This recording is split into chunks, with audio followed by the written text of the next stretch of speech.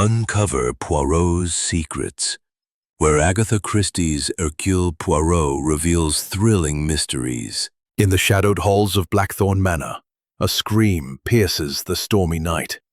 Eleanor Price lies dead, a silver box clutched in her lifeless hand. What secret did she uncover that led to her murder? Who among the elegant guests, each hiding their own lies, wields the killer's blade? Join Hercule Poirot, the master detective, as he unravels a web of deception, where a hidden heir, a poisoned vial, and a crimson clue point to a shocking truth. Will the little grey cells triumph before the storm clears, or will the murderer strike again? Dive into this gripping tale of suspense, where every detail matters, and no one is what they seem.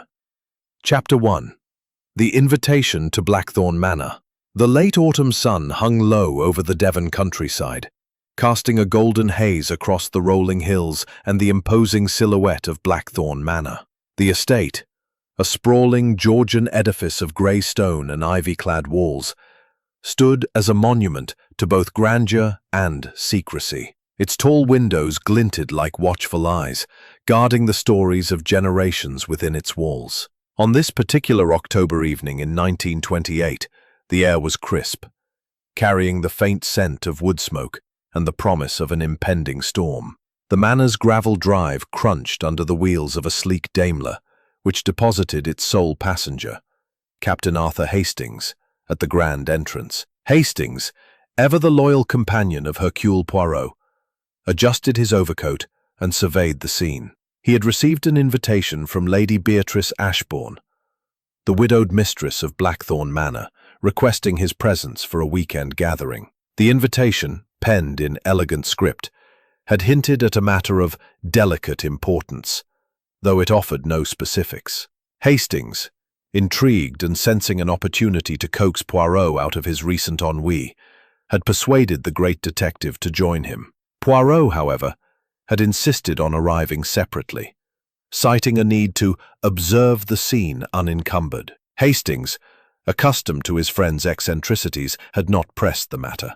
The heavy oak door swung open, revealing a butler whose impeccable posture and impassive expression suggested a lifetime of service. "Captain Hastings, I presume," he intoned, his voice as polished as the silver tray he carried. "Lady Ashbourne awaits you in the drawing-room." Hastings followed the butler through a cavernous hall adorned with ancestral portraits, their eyes seeming to track his progress. The air was thick with the scent of polished wood and fading roses, and the faint ticking of a grandfather clock echoed in the distance. The drawing-room, when he reached it, was a study in opulence. Crimson drapes, a roaring fire, and a collection of guests who turned to greet him with varying degrees of warmth. Lady Beatrice Ashbourne, a tall woman in her late 50s with silver hair swept into an elegant chignon, rose to welcome him, her emerald flicker of unease. "Captain Hastings, how kind of you to join us," she said, her voice smooth but tinged with a nervous edge. "I trust your journey was pleasant?" "Quite, thank you," Hastings replied, bowing slightly, "though I confess I'm curious about the purpose of this gathering." Lady Beatrice's smile tightened. "All in good time, Captain. Allow me to introduce you to our company." The room held a small but eclectic group, each member exuding the peculiar blend of charm and guardedness that Hastings had come to associate with Poirot's cases. First was Sir Reginald Ashburn, Lady Beatrice's younger brother, a ruddy-faced man in his 40s with a booming laugh and a penchant for brandy. He was a retired colonel, recently returned from India, and his military bearing was softened only slightly by his jovial demeanour. Beside him sat his wife, Clara Ashburn, a delicate woman with porcelain skin and eyes that darted nervously about the room. She spoke little, her hands twisting a lace handkerchief as if it were her only anchor. Next was Dr. Malcolm Everett, a physician of middle age whose sharp features and piercing gaze suggested a mind accustomed to dissecting both bodies and motives. He nodded curtly at Hastings, his fingers tapping rhythmically on the arm of his chair. Beside him lounged Vivienne Laurent, a French actress whose raven hair and sultry voice had made her a darling of the London stage. Her presence at Blackthorn Manor seemed incongruous, yet her easy charm filled the room with a disarming warmth. Finally, there was Mr. Ernest Whitby, a solicitor in his early 30s, whose thin frame and wire-rimmed spectacles gave him the air of a man perpetually buried in ledgers. His deference to Lady Beatrice was almost obsequious, though his eyes betrayed a calculating intelligence. Rounding out the group was Miss Eleanor Price, Lady Beatrice's niece, a young woman of 22 with auburn curls and a defiant tilt to her chin. She sat apart, her expression one of barely concealed impatience. As Hastings exchanged pleasantries, the conversation danced around trivialities, weather, theatre, the state of the countryside, but an undercurrent of tension was palpable. Lady Beatrice's hands trembled slightly as she poured tea, and Sir Reginald's laughter rang a touch too loud. Clara Ashburn's gaze flitted towards the door, as if expecting an unwelcome arrival. Hastings, ever observant in his own right, noted these details, storing them away for Poirot's inevitable scrutiny. Dinner was announced, and the party moved to the dining room, where a long mahogany table gleamed under a chandelier. The meal was exquisite: roast pheasant, creamed potatoes, and a claret that Sir Reginald praised effusively. But the atmosphere grew heavier with each course. Lady Beatrice, engraved with intricate filigree, and it drew Hastings' attention for reasons he could not quite articulate. "An heirloom, is it?" he ventured, nodding toward the box. Lady Beatrice started, her fork clattering against her plate. "Oh yes," she said quickly, "a family treasure. It holds sentimental value." Her hesitation did not escape Hastings, nor did the glance she exchanged with Ernest Whitby, who promptly changed the subject to the rising cost of estate maintenance. The conversation limped along until dessert, when a sudden clap of thunder rattled the windows, signaling the storm's arrival. The room fell silent, the only sound the drumming of rain against the glass. It was then that Vivienne Laurent leaned forward, her voice low and teasing. "Lady Beatrice, you promised us an announcement this evening. Surely you won't keep us in suspense any longer." The room seemed to hold its breath. Lady Beatrice's lips parted, but before she could speak, a piercing scream echoed from the upper floors. Every head turned toward the sound, and Clara Ashbourne clutched her husband's arm, her face ashen. "Good heavens!" Sir Reginald exclaimed, rising from his chair. "What was that?" The butler, who had been hovering discreetly, stepped forward. "I shall investigate, sir," he said, but his calm demeanor did little to quell the rising panic. Hastings' pulse quickened. He had seen this before, the moment when civility unraveled and the shadow of crime loomed large. "Perhaps we should all go," he suggested, his voice steady despite the unease creeping up his spine. The group ascended the grand staircase, led by the butler's flickering lantern. The scream had come from the east wing, where the guest bedrooms were located. As they reached a heavy oak door at the end of the corridor, the butler knocked, then pushed it open. Inside, sprawled across a four-poster bed, lay Miss Eleanor Price, her auburn curls fanned out on the pillow, her eyes wide and unseeing. A thin trickle of blood stained the white linen, and a silver letter opener protruded from her chest. The room was still, save for the patter of rain and Clara Ashbourne's stifled sob. Hastings knelt beside the body, his heart sinking. Eleanor's face, so defiant at dinner, was now frozen in a mask of shock. He checked for a pulse, though he knew it was futile. "She's dead," he said quietly, rising to face the others. Vivienne Laurent gasped, pressing a hand to her mouth. Dr. Everett stepped forward, his professional instincts taking over, but his examination only confirmed Hastings' verdict. Sir Reginald's face reddened with rage, while Clara clung to him, trembling. Lady Beatrice stood frozen, her eyes fixed on the silver box, which Eleanor had clutched in her lifeless hand. "Who could have done this?"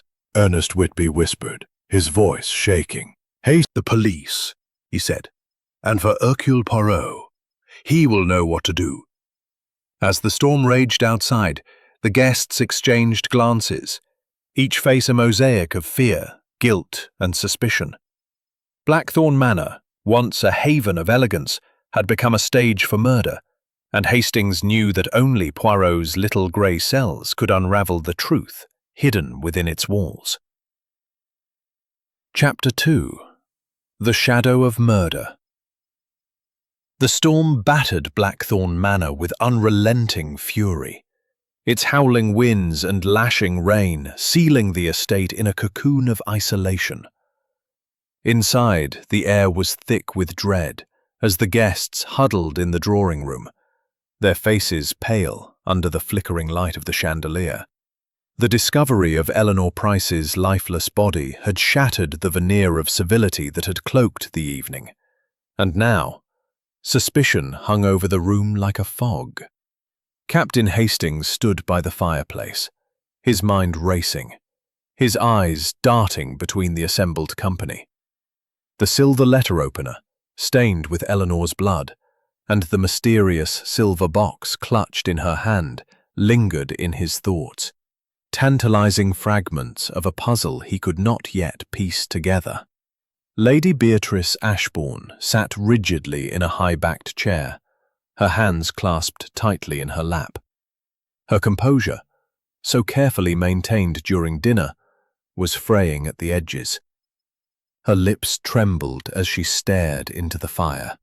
Sir Reginald Ashbourne paced the room, his heavy footsteps echoing on the polished floor, his face flushed with a mixture of grief and fury.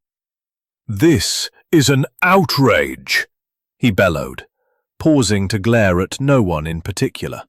"Eleanor, murdered under our own roof. Who would dare?" Clara Ashbourne, his wife, sat beside him, her delicate frame hunched as if to shield herself from the weight of the tragedy. Her eyes, red-rimmed from crying, darted nervously toward the door, as though expecting Eleanor's ghost to appear. Dr. Malcolm Everett stood apart, his sharp features set in a mask of professional detachment, though his fingers twitched, as if itching to dissect the situation with clinical precision. Vivienne Laurent, the actress, reclined on a chaise longue, her dark eyes gleaming with a curiosity that bordered on theatrical. Ernest Whitby, the solicitor, hovered near Lady Beatrice, his spectacles glinting as he scribbled notes in a small leather-bound book, his expression one of barely concealed agitation. Hastings cleared his throat, drawing the room's attention. "The butler has telephoned for the police," he said, his voice steady despite the tension. "They will be here as soon as the storm permits. I've also sent word." "Truth, Sir Reginald. I assure you his presence will be invaluable." Lady Beatrice stirred, her voice soft but strained. "Captain Hastings, do you truly believe this tragedy can be explained? Eleanor was so young, so full of life. Who could have wished her harm?" Her words hung in the air, unanswered, as each guest avoided her gaze. Hastings noted the silence, the way Vivian's lips curved slightly, as if suppressing a thought, and the way Whitby's pen paused mid-stroke. The room was a tapestry of secrets, and he longed for Poirot's keen eye to unravel its threads. A sharp rap at the door broke the tension. The butler entered, his face ashen. "Captain Hastings, the telephone lines are down. The storm has severed the connection. The police cannot be reached until morning at the earliest." A murmur of unease rippled through the group. Clara Ashbourne let out a small whimper, and Sir Reginald swore under his breath. Hastings frowned, his mind turning to the practicalities. "Then we must secure the scene," he said firmly. "No one is to enter Miss Price's room until Poirot or the police arrive. We must preserve every detail." Dr. Everett nodded approvingly. "A sensible precaution, Captain. I've already examined the body. Death was instantaneous, caused by a single stab wound to the heart. The letter opener was the weapon, no doubt." "And the silver box?" Hastings asked, his eyes narrowing. "Did you notice it in her hand?" Everett hesitated, his gaze flickering toward Lady Beatrice. "Yes, I saw it. It appeared to be tightly clutched, as if she were protecting it or hiding it." Lady Beatrice's hand flew to her throat. "That box," she whispered. It's nothing of consequence. A trinket, really." Her words rang hollow, and Hastings made a mental note to press Poirot on the matter. Before he could respond, the door opened again, and a small, impeccably dressed figure stepped into the room. Hercule Poirot, his mustache waxed to perfection, his patent leather shoes gleaming despite the mud outside, surveyed the scene with bright, inquisitive eyes. His presence, though diminutive, commanded immediate attention, and the room fell silent. "Mon ami Hastings!" Poirot exclaimed, his voice warm but laced with a hint of reproach. "You find yourself once again in the midst of tragedy, n'est-ce pas? And yet you did not wait for Poirot before plunging into the fray." Hastings flushed, but his relief was palpable. "Poirot, thank heavens you're here. Miss Eleanor Price has been murdered, stabbed in her room. The eyes glistening. Thank you, Monsieur Poirot. This is a terrible night. Poirot's gaze swept the room, taking in each guest with the precision of a watchmaker. A terrible night, oui, but also a most revealing one. Murder, mes amis, is never a random act. It is a story, written in the choices and secrets of those present. And I, Hercule Poirot, shall read it. He moved to the center of the room, his hands clasped behind his back. First, I must see the scene of the crime. Captain Hastings, you will accompany me. The rest of you, s'il vous plaît, remain here. Do not discuss the matter among yourselves. The mind, it is a delicate instrument, and memory can be persuaded. Sir Reginald bristled, but Poirot's authority was undeniable. Hastings led the way to the east wing, where Eleanor's body still lay. The room was as they had left it. The blood-stained bed, the letter opener, and the silver box, now resting on a side table where Dr. Everett had placed it. Poirot's eyes darted over every detail, his movements precise and deliberate. He examined the body without touching it, noting the angle of the wound, the position of Eleanor's hands, and the expression frozen on her face. "Curieux," he murmured, bending to inspect the letter opener. "The weapon is elegant, no? And yet so precise. A single thrust, directly to the heart. This was no act of passion, Hastings. This was calculated." He turned his attention to the silver box, lifting it carefully with a gloved hand. Its lid was locked, but a faint rattle suggested something inside. "This box," he said softly. "It is at the heart of our mystery, I think. Why did Mademoiselle Price hold it so tightly in death?" Hastings frowned. Lady Beatrice called it a family heirloom, but she was evasive. Could it contain something valuable? "Or something dangerous?" Poirot replied, his eyes narrowing. He set the box down and surveyed the room again, noting the open window, its curtains fluttering in the storm. The window, Hastings. It is unlatched, yet the storm rages outside. Why would it be open on such a night? Perhaps the murderer escaped that way, Hastings suggested. Poirot shook his head. Non, mon ami. The ground outside is soft from rain. There would be footprints, and I see none. No, the window is a distraction, or perhaps a clue to something else entirely. They returned to the drawing room where the guests waited in uneasy silence. Poirot addressed them with calm authority. Mesdames et messieurs, a murder has been committed, and the truth lies among us. I shall need to speak with each of you privately, but first, a question. Who last saw— Agitated, you say? Merci, Mademoiselle Laurent. That is most interesting. As the night deepened, Hastings watched his friend's mind at work, piecing together the fragments of a crime that had only just begun to reveal its shape.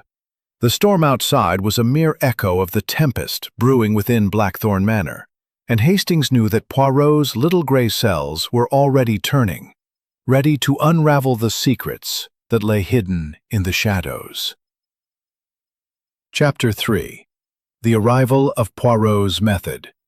The storm continued its relentless assault on Blackthorn Manor, the wind howling like a chorus of restless spirits.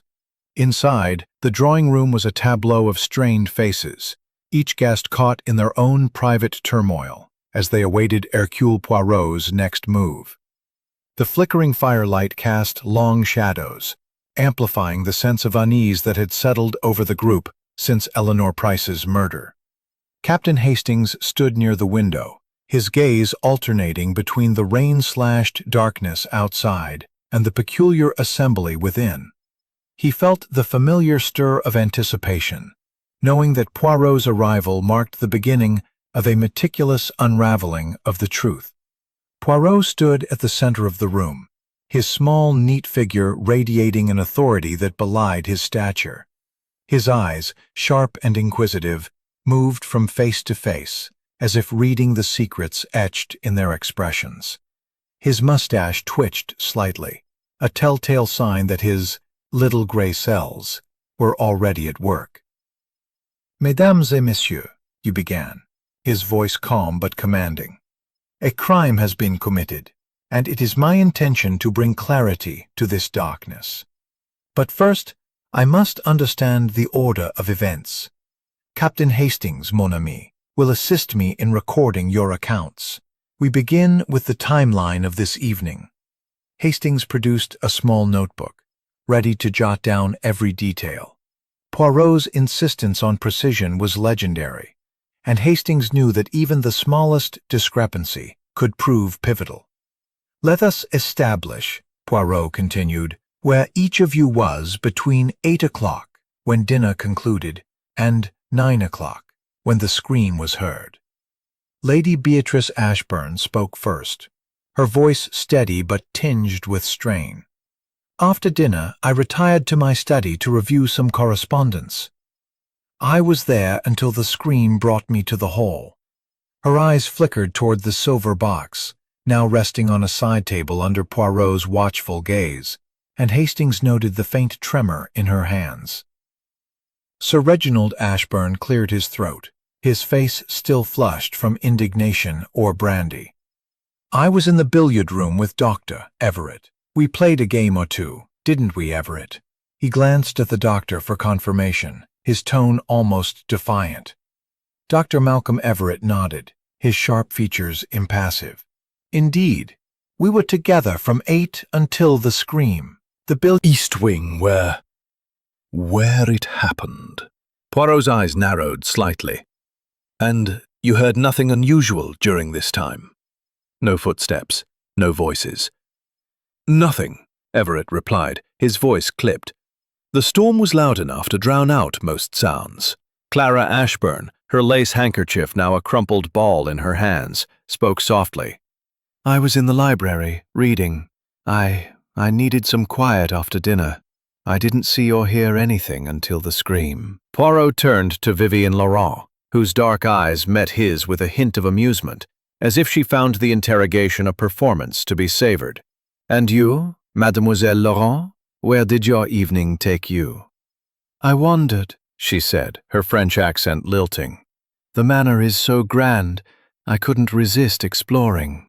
I was in the conservatory, admiring the orchids, until I heard the scream and joined the others." Hastings scribbled diligently, noting the vagueness of her response. Poirot, however, merely nodded, his expression unreadable.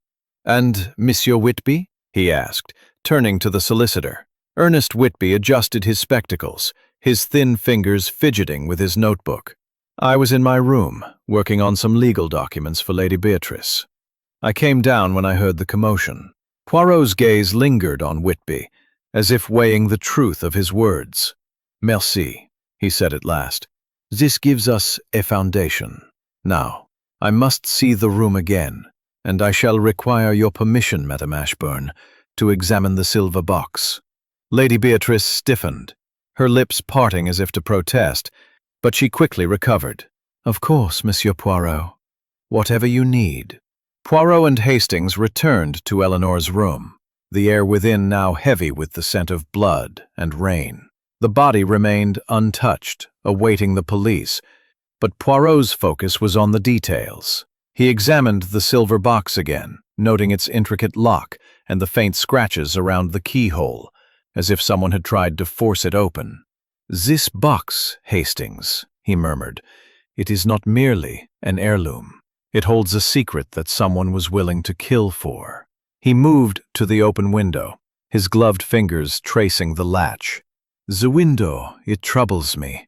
It was unlatched, yet the storm would make escape impossible. And see here." He pointed to a small smear of mud on the sill, barely noticeable. "This suggests someone entered or exited, but the absence of footprints outside is curious." Hastings frowned. "Could the mud have come from earlier, before the rain?" "Perhaps," Poirot said, his tone skeptical. "But the mind of Poirot does not accept coincidence so readily. We must consider every possibility." They returned to the drawing room, where Poirot began his interviews in earnest. He started with Lady Beatrice, inviting her to the library for privacy. Hastings stood by, notebook in hand, as Poirot— "Madame, tell me of Mademoiselle Price. She was your niece, oui? What brought her to Blackthorn Manor?" Lady Beatrice hesitated, her fingers twisting a pearl necklace. "Eleanor was spirited. She came to stay with me after a disagreement with her parents in London. She wanted independence, and I thought a few weeks here might calm her." "And was she calm?" Poirot pressed, his eyes fixed on her. "She was restless," Lady Beatrice admitted. "She spoke often of her ambitions, of breaking free from family expectations. She was particularly interested in the history of Blackthorn Manor and its treasures." Poirot's moustache twitched. "Treasures, madame?" "Such as the silver box." Lady Beatrice flushed. "The box is a family relic, nothing more. It contains personal mementos. Eleanor was curious about it, but I told her it was of no consequence." Poirot nodded, but his silence spoke volumes. He dismissed Lady Beatrice and called for Sir Reginald, whose bluster filled the library like a storm of its own. "This is preposterous," he declared. "Eleanor was a headstrong girl, but who would want to kill her?" "It must be an outsider, some vagrant caught in the storm." Poirot's eyes gleamed. "And yet, monsieur, the storm makes such an intrusion unlikely. Tell me, what was your relationship with your niece?" Sir Reginald's face reddened further. "She was a thorn in my side, always questioning my decisions about the estate. She had no respect for tradition." "Interesting," Poirot murmured. "And where exactly were you at 8:30? when Mademoiselle Price retired to her room. "In the billiard room, as I said," Sir Reginald snapped. "Everett can vouch for me." The interviews continued, each guest revealing fragments of their connection to Eleanor. Clara Ashbourne spoke of Eleanor's kindness, but admitted to feeling intimidated by her boldness. Dr. Everett described her as a patient, healthy but prone to nervous excitement. Vivienne Laurent claimed a passing acquaintance, though her knowing smile suggested more. Ernest Whitby, the last to be questioned, was evasive, insisting he barely knew Eleanor beyond her role as Lady Beatrice's niece. As the clock struck midnight, Poirot dismissed the group, instructing them to remain in their rooms until morning. Alone with Hastings, he paced the library, his mind a whirlwind of thought. "Hastings, mon ami, this is a puzzle of many pieces. The silver box, the open window, the mud on the sill. These are not accidents. And the alibis, random act. It was a carefully orchestrated crime. And only Poirot's methodical genius could peel back the layers of deception." The night stretched on, and Hastings knew that the morning would bring new revelations, each one a step closer to the truth. Chapter 4. The questions deepen. The storm had not relented by the time morning broke over Blackthorn Manor, its grey light filtering through heavy clouds and casting a pall over the estate. The rain had softened to a persistent drizzle, but the roads remained impassable, trapping the inhabitants in a crucible of suspicion and grief. Inside, the air was thick with the scent of damp wool and stale coffee, and the drawing-room, where the guests had gathered once more, felt smaller, as if the walls themselves were closing in. Captain Hastings stood by the window, his notebook open, his eyes scanning the group for any sign of weakness. Hercule Poirot, however, was the calm at the centre of the storm, his neat figure seated in an armchair, his hands folded over his waistcoat, his eyes alight with the quiet intensity of a predator, sizing up its prey. Poirot had spent the early hours revisiting Eleanor Price's room, examining every detail with a precision that Hastings found both admirable and unnerving. Now, as the clock struck 10, he addressed the assembled company with his characteristic blend of courtesy and authority.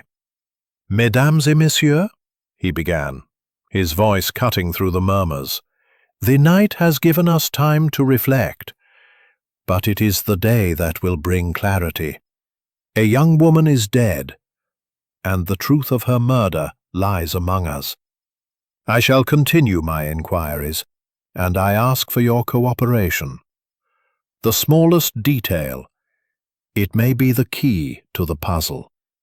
Lady Beatrice Ashbourne, her face pale but composed, nodded. "Of course, Monsieur Poirot. We all want justice for Eleanor." Her words were met with murmurs of agreement, though Hastings noted the unease in Clara Ashbourne's eyes, and the way Ernest Whitby's fingers tightened around his pen. Sir Reginald Ashbourne, standing by the fireplace, looked as though he might explode. "Justice!" he barked. "What we need is action, not endless questions. The police will sort this out when they arrive."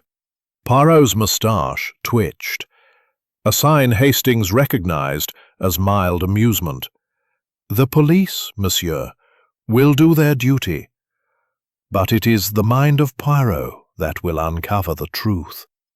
Now, let us proceed.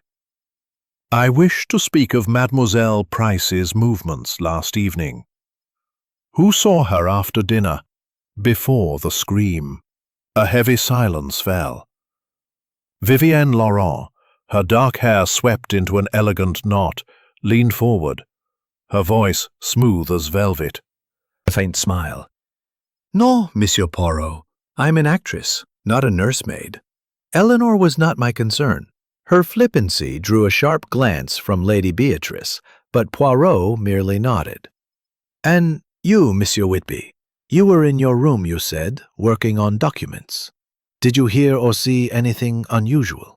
Whitby adjusted his spectacles, his thin face betraying a flicker of nervousness.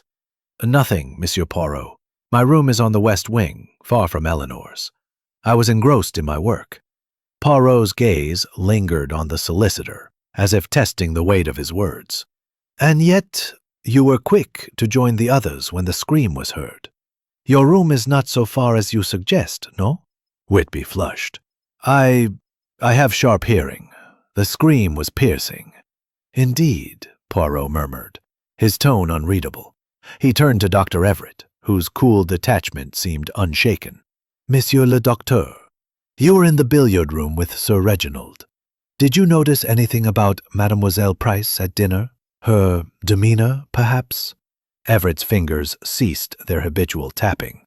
"She was animated, as always. Eleanor had a fiery spirit, but I sensed a certain preoccupation. She kept glancing at the silver box on the table." Poirot's eyes gleamed. "The silver box, oui. It draws much attention, this little object. Tell me, Madame Ashbourne, why did Mademoiselle Price take it to her room?" Lady Beatrice's hands clenched in her lap. I don't know. She must have taken it without my permission. As I said, it's a family heirloom, of sentimental value only." Poirot's smile was polite but probing. "Sentimental, perhaps, but valuable enough to die for?" "We shall see," Hastings scribbled furiously, noting the tension in Lady Beatrice's posture, and the way Sir Reginald's jaw tightened at the mention of the box. Poirot, undeterred, shifted his focus. "Let us reconstruct the evening. Dinner ended at 8. Mademoiselle Price retired to her room shortly after. The scream was heard at 9. This leaves an hour unaccounted for. I wish to know what each of you did in that time, in precise detail." The interviews resumed in the library, one by one, with Hastings recording every word. Clara Ashbourne, her voice barely above a whisper, described her time in the library, reading a novel by candlelight. "I heard nothing," she insisted, though her trembling hands suggested otherwise. Sir Reginald and Dr. Everett reiterated their billiard game, their accounts aligning almost too perfectly. Vivienne Laurent's tale of wandering the conservatory grew more elaborate, her descriptions of the orchids almost poetic. Yet Hastings sensed a rehearsed quality to her words. Ernest Whitby, when pressed, admitted to leaving his room briefly to fetch a glass of water from the kitchen. A detail he had omitted Grew sharper, his tone deceptively gentle. "And yet, Monsieur Whitby, the kitchen is near the east wing. Did you pass Mademoiselle Price's room on your way?" Whitby's eyes widened behind his spectacles. "No! I mean, I took the back stairs. I didn't go near her room."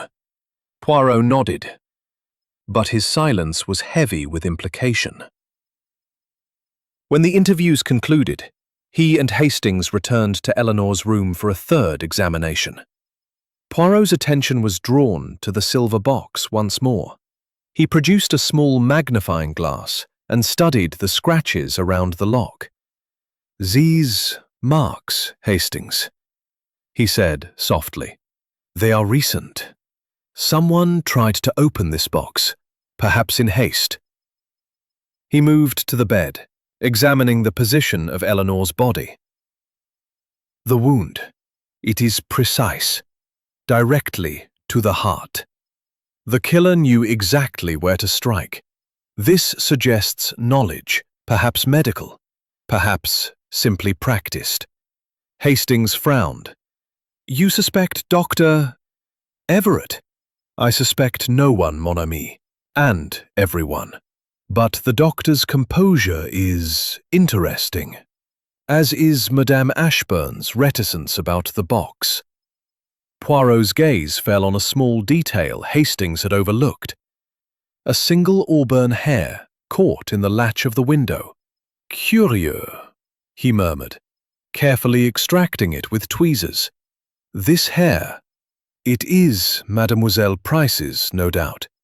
But why is it here, on the window latch? Perhaps she opened the window herself?" Hastings suggested. "Perhaps," Poirot said, but his tone suggested doubt. "Or perhaps someone wishes us to believe she did." They returned to the drawing room, where Poirot addressed the group once more. "I have observed much, but the picture is not yet complete. I ask each of you to consider your actions last night. If you have withheld anything, however small, now is the time to speak. The truth. It cannot hide forever." Within, the guests exchanged uneasy glances, but no one spoke. Sir Reginald's bluster had faded, replaced by a brooding silence. Clara's handkerchief was now a shredded ruin. Vivian's smile was gone, her eyes watchful. Whitby's pen scratched nervously, and Dr. Everett's gaze remained fixed on Poirot, as if measuring his opponent. As the morning wore on, Hastings felt the weight of the mystery pressing heavier. The silver box, the open window, the precise stab wound, each was a thread in a tapestry of deception. Poirot, however, seemed almost serene, his mind weaving those threads into a pattern only he could see. "Patience, Hastings," he whispered as they left the room. Rain by midday, cloaking Blackthorn Manor in a grey veil that mirrored the mood within. The drawing room, once a haven of elegance, now felt like a stage where each guest played a carefully rehearsed role. Captain Hastings stood near the fireplace, his notebook filled with meticulous entries, though he sensed the truth was slipping through the cracks of their alibis.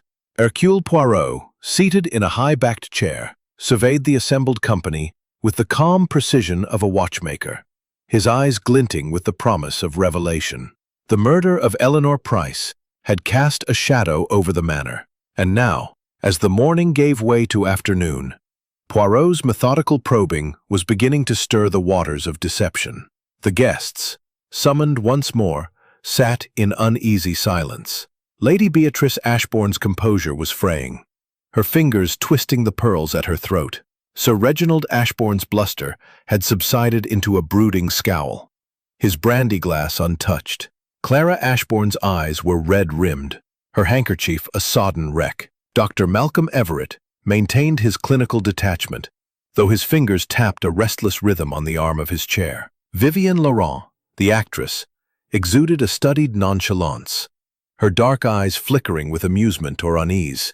Hastings could not decide which. Ernest Whitby, the solicitor, clutched his notebook as if it were a shield, his spectacles glinting nervously in the firelight. Poirot rose, his small frame commanding the room. "Mesdames et messieurs," he said, his voice smooth but laced with authority.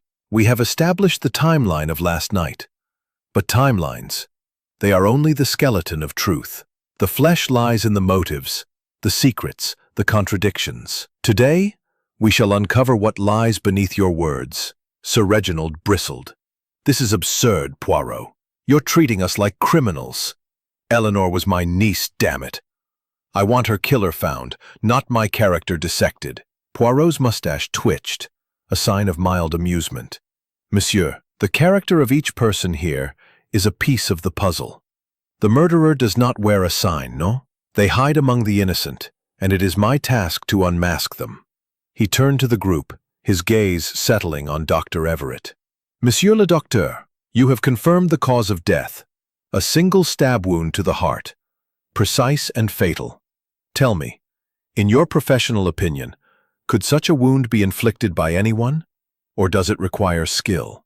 Everett's eyes narrowed slightly, as if sensing a trap.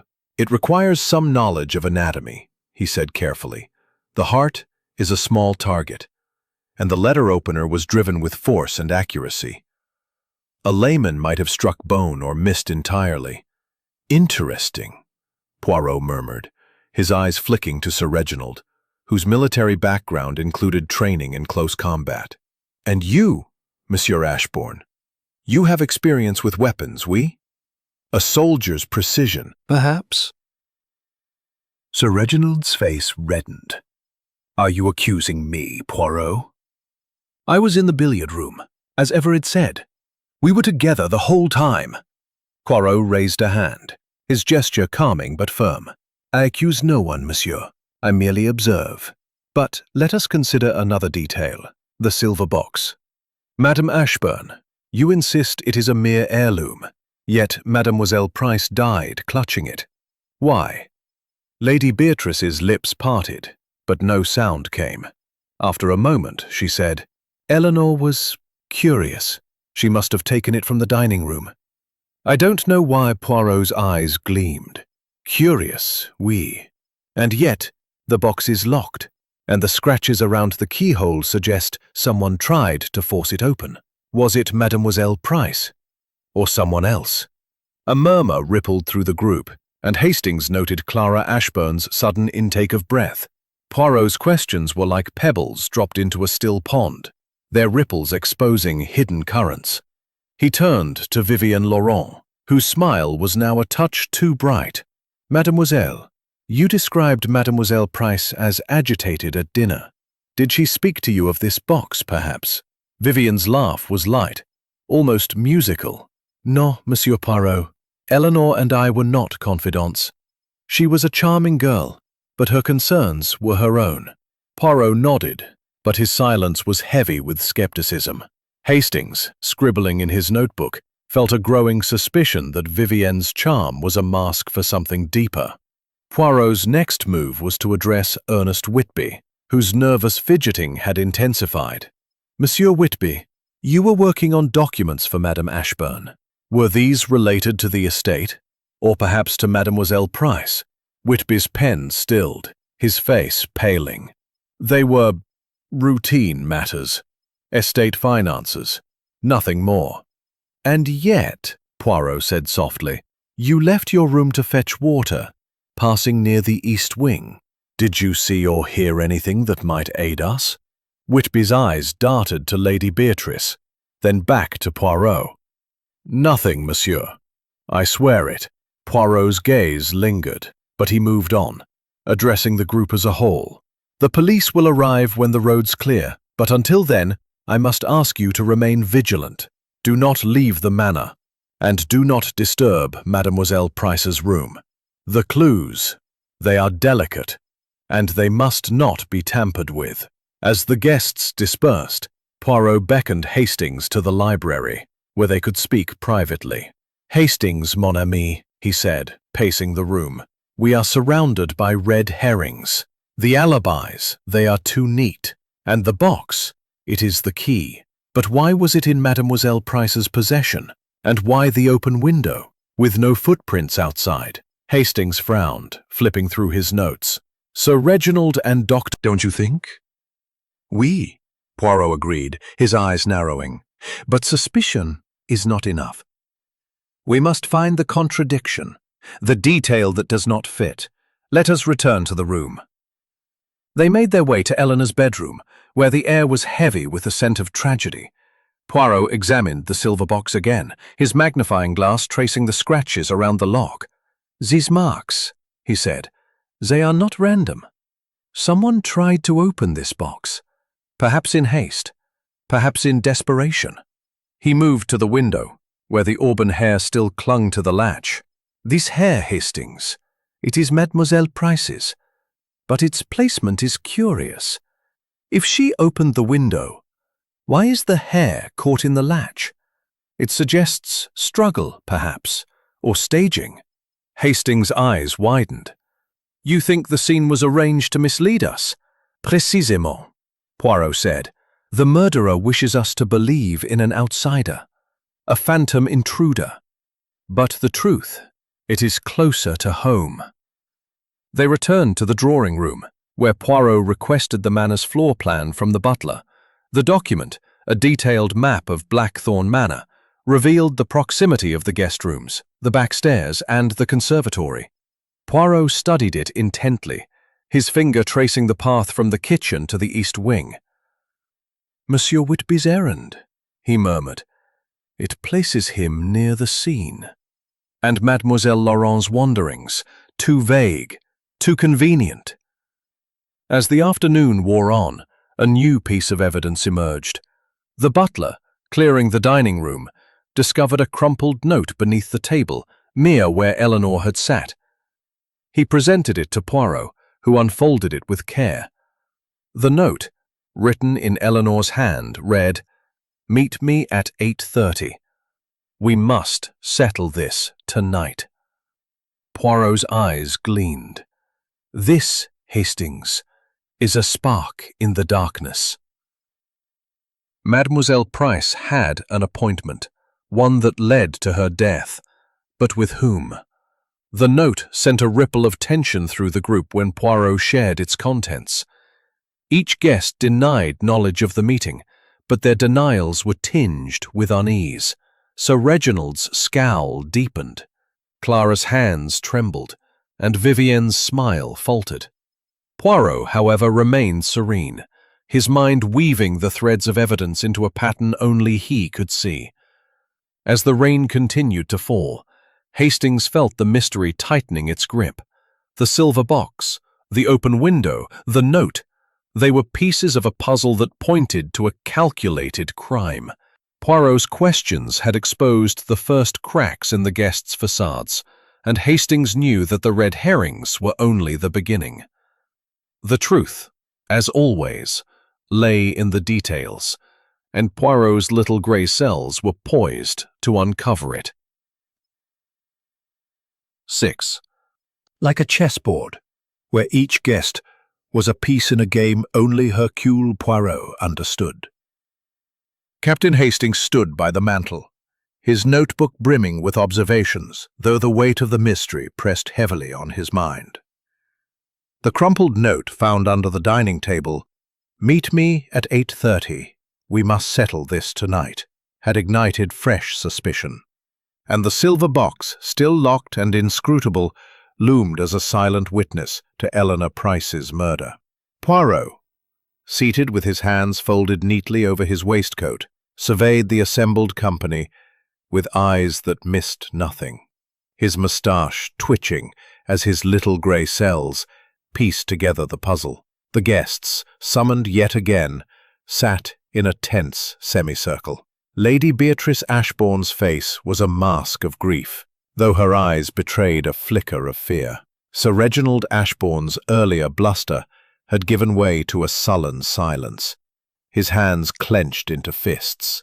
Clara Ashbourne, pale and trembling, clutched a fresh handkerchief, her gaze fixed on the floor. Dr. Malcolm Everett maintained his clinical composure, though his fingers betrayed a faint restlessness. Vivienne Laurent, the actress, lounged with an air of detached amusement, her dark eyes darting between Poirot and the others. Ernest Whitby, the solicitor, scribbled in his notebook, his spectacles glinting as if to shield his thoughts. Poirot rose, his small frame radiating authority. "Mesdames et messieurs," he began, his voice precise and measured. "We stand at a crossroads in our investigation. The note found under the table tells us Mademoiselle Price had a rendezvous, one that led to her death. But with whom? And why? Today, we shall examine the details, the small things that speak louder than words." He held up the crumpled note, its edges worn as if handled repeatedly. "This note, it is in Mademoiselle Price's hand, but its tone is urgent, almost commanding. We must settle this tonight." What was to be settled? And why did no one admit to this meeting? Sir Reginald snorted, breaking the silence. "It's obvious, Poirot. Some outsider crept in, killed her, and took off. The note could be about anything. A lover? A debt? Who knows?" Poirot's eyes gleamed. "An outsider, monsieur. Yet the storm rages. The ground is soft, and there are no footprints. No, the answer lies within these walls. Let us consider the silver box, which Mademoiselle Price held so tightly in death. Madame Ashbourne, you have called it an heirloom, but I ask again, what does it contain?" Lady Beatrice's lips parted, then closed. "I've told you, Monsieur Poirot. It's a family relic. It holds letters, mementos." Husband. Poirot, ever observant, turned to her. "Madame Ashburn, you seem distressed. Did you know of Mademoiselle Price's interest in the box?" Clara's voice was barely audible. She mentioned it once, at tea. She said it was beautiful, that it must hold something important. I thought she was just curious." "Curious," Poirot repeated, his tone thoughtful. "A dangerous curiosity, perhaps." He shifted his attention to the room's layout, producing the manor's floor plan. "Let us revisit the timeline. Dinner ended at 8. Mademoiselle Price retired to her room. The scream was heard at 9. In that hour, someone met her, and someone killed her. Monsieur Whitby, you were near the east wing, fetching water. Did you see anyone else?" Whitby's face paled, his fingers tightening around his pen. "No, Monsieur Poirot. The corridor was empty." "And yet," Poirot said softly, "the back stairs are narrow, the corridor dimly lit. It is easy to miss a shadow, no?" Whitby's silence was answer enough, and Poirot moved on, his gaze settling on Dr. Everett. "Monsieur le Docteur, you and Sir Reginald were in the billiard room. But tell me, did you leave at any point, perhaps to fetch a drink?" Everett's eyes narrowed. "No, Monsieur Poirot. We played continuously. The billiard room has its own decanter." "Précisément," Poirot said, his tone deceptively mild. "And yet, the decanter was untouched when I examined it this morning.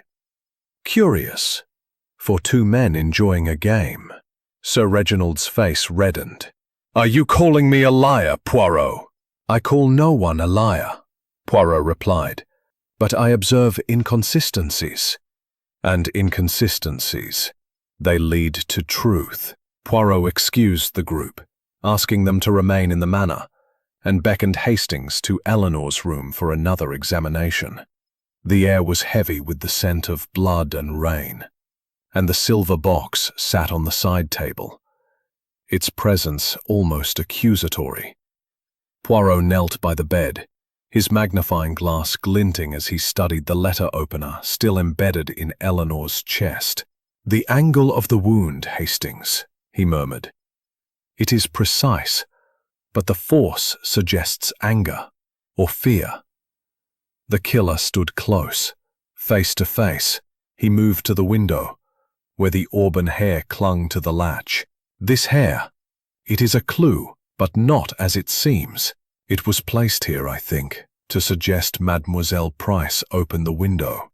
But why stage such a scene?" Hastings frowned. "To make us think an outsider entered, perhaps," Poirot said, "or to distract from the true path of the route." They connect the kitchen to the east wing, near Mademoiselle Price's room. Monsieur Whitby's errand places him close, but so does Mademoiselle Laurent's wandering, and the billiard room. It is not so far as Sir Reginald claims. A knock at the door interrupted them. The butler entered, his face grave. "Monsieur Poirot, I found this in the conservatory, hidden among the orchids." He held out a small key, its surface tarnished but ornate, matching the design of the silver box. Poirot's eyes lit up. "Magnifique! This, Hastings, is the detail we sought. The key to the box, hidden where Mademoiselle Laurent claimed to be. Coincidence? I think not." He dismissed the butler and examined the key, turning it over in his gloved hands. "This key, it unlocks more than the box. It unlocks a motive. We must test it, but carefully." Poirot and Hastings returned to the drawing room, where the guests were gathered. Poirot held up the key, his voice calm but commanding. "This was found in the conservatory.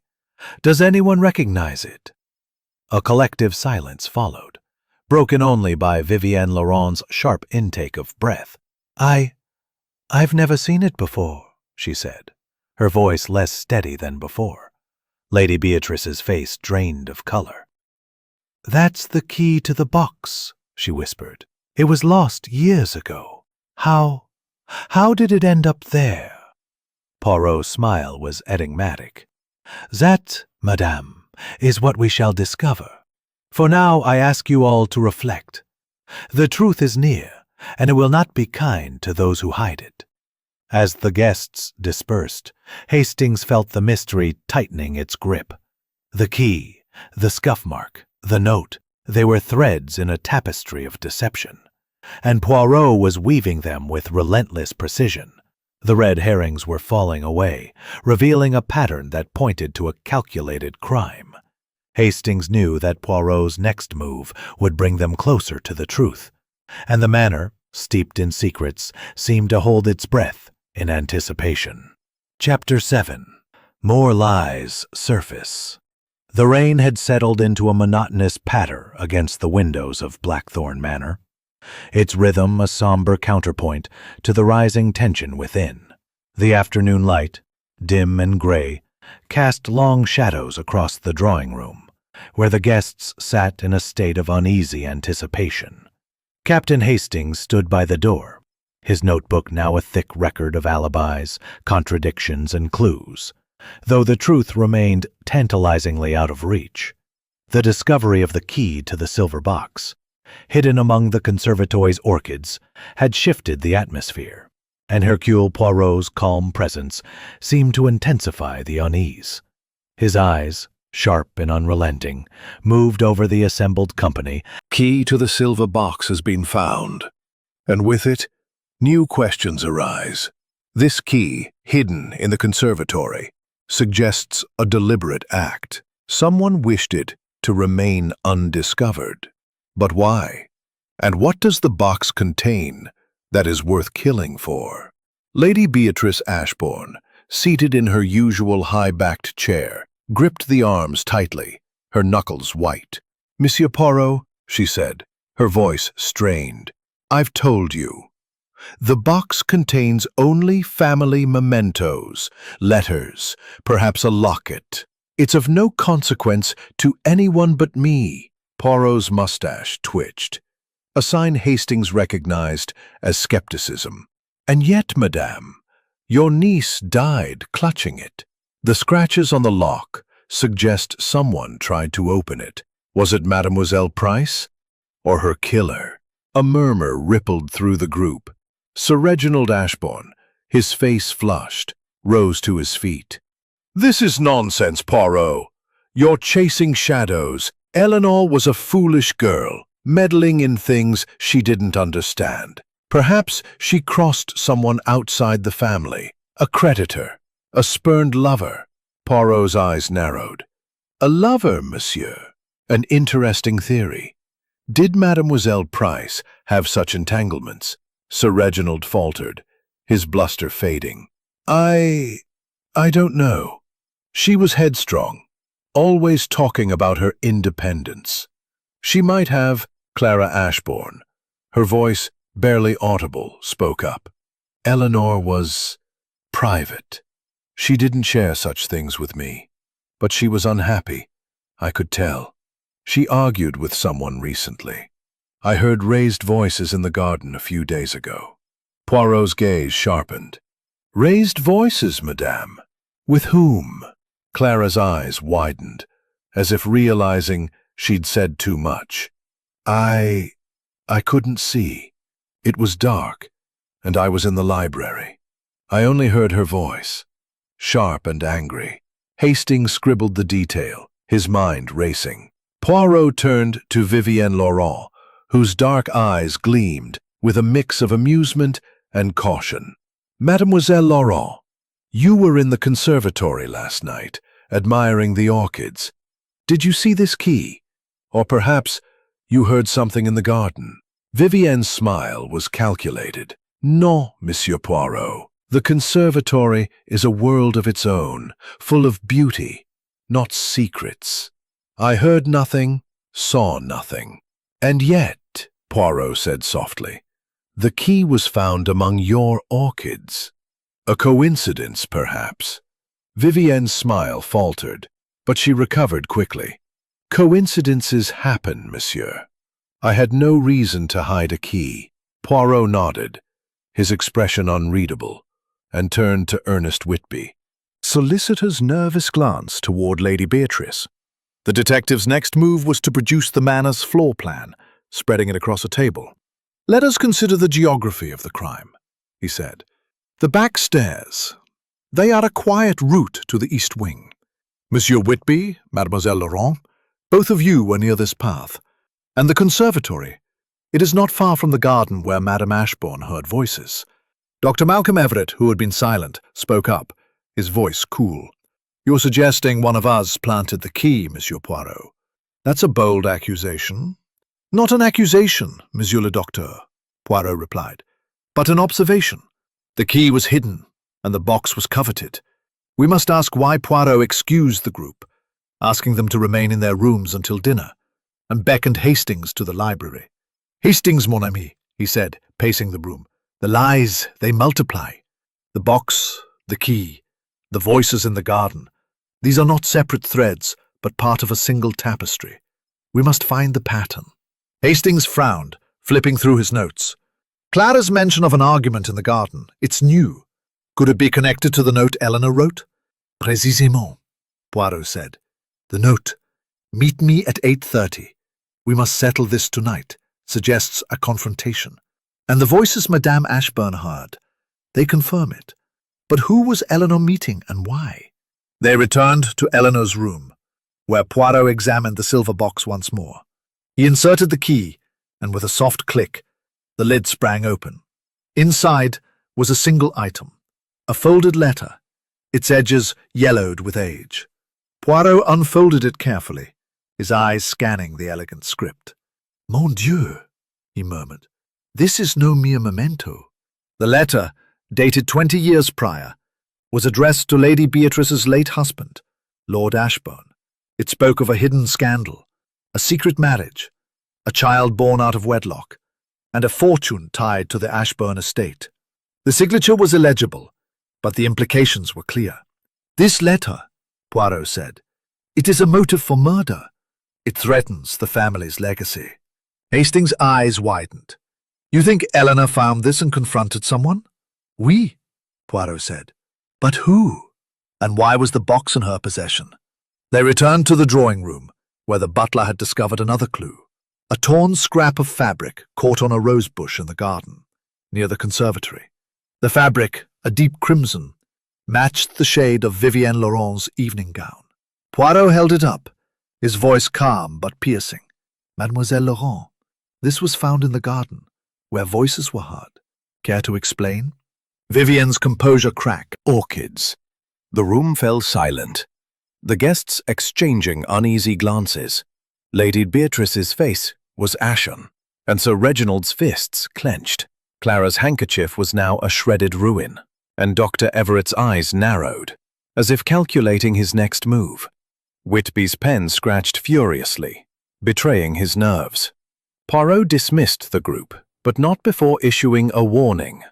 The truth, it is like the rain outside. It cannot be stopped. If you know something, speak now, or the consequences will be severe. As the guests dispersed, Hastings felt the weight of the new revelations. The letter, the fabric, the voices in the garden, they pointed to a web of secrets that Eleanor had stumbled upon. Poirot, however, remained serene, his mind a whirl of connections. Hastings, he said softly, the lies are crumbling. The letter in the box, it is the heart of this crime, but we must tread carefully. The killer is watching. The rain continued, and Blackthorn Manor seemed to pulse with hidden truths. Hastings knew that Poirot's relentless pursuit of detail was closing in on the murderer, and the next revelation would bring them one step closer to the shocking truth. Chapter 8. The emotional turning point. The rain had softened to a mournful drizzle by late afternoon. its gentle patter a stark contrast to the storm of emotions brewing within Blackthorn Manor. The drawing room, bathed in the dim glow of oil lamps, felt like a stage where the final act was about to unfold. Captain Hastings stood near the window, his notebook heavy with the weight of accumulating clues. The silver box, its hidden letter revealing a family scandal, the crimson fabric in the garden, and the mysterious voices heard by Clara Ashbourne. The air was thick with suspicion, and the guests, gathered once more, seemed to teeter on the edge of revelation. Hercule Poirot, his neat figure poised by the fireplace, surveyed the room with eyes that gleamed like polished steel, his mind weaving the threads of evidence into a pattern only he could see. The discovery of the letter in the silver box, a document hinting at a secret marriage and a hidden heir, had shifted the investigation, exposing motives rooted deep in the Ashbourne family's past. Poirot held the letter aloft, its yellowed paper catching the light. "Mesdames et messieurs," he said, his voice calm but resonant, "this letter is no mere memento. It speaks of a secret that threatens the legacy of Blackthorn Manor. Mademoiselle Price died, clutching the box that held it. Why? And who knew of its contents?" Lady Beatrice Ashbourne, her face pale as porcelain, gripped the arms of her chair. "Monsieur Poirot," she said, her voice trembling, "that letter is private, a relic of my late husband's past. Eleanor had no business with it. She must have found it by chance." Conservatory. This suggests intent, not accident. Tell me, did Mademoiselle Price confront you about this letter? Lady Beatrice's eyes filled with tears, and for the first time, her composure cracked. She asked questions, she admitted, her voice breaking. "A few days ago she came to me, saying she'd found papers in the library. She was angry, said the family had secrets that needed airing. I begged her to let it be, but she was so stubborn." The room fell silent, the weight of her confessions settling over the group.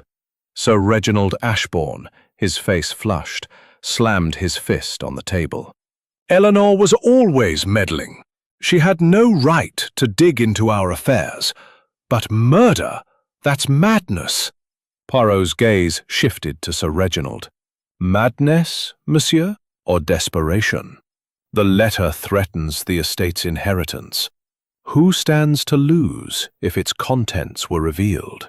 Sir Reginald's eyes widened, but before he could respond, Clara Ashbourne let out a choked sob. "Stop it!" she cried, her handkerchief falling to the floor. "You're tearing us apart. Eleanor was my niece too. I loved her, but she was reckless. She pushed people too far." Hastings' pen paused, his heart racing at Clara's outburst. Poirot turned to her, his voice gentle but probing. "Madame Ashbourne, you heard voices in the garden, an argument involving Mademoiselle Price. Was it about this letter? And who was with her?" Clara's hands trembled, her eyes darting to her husband. I don't know. It was dark and I was in the library.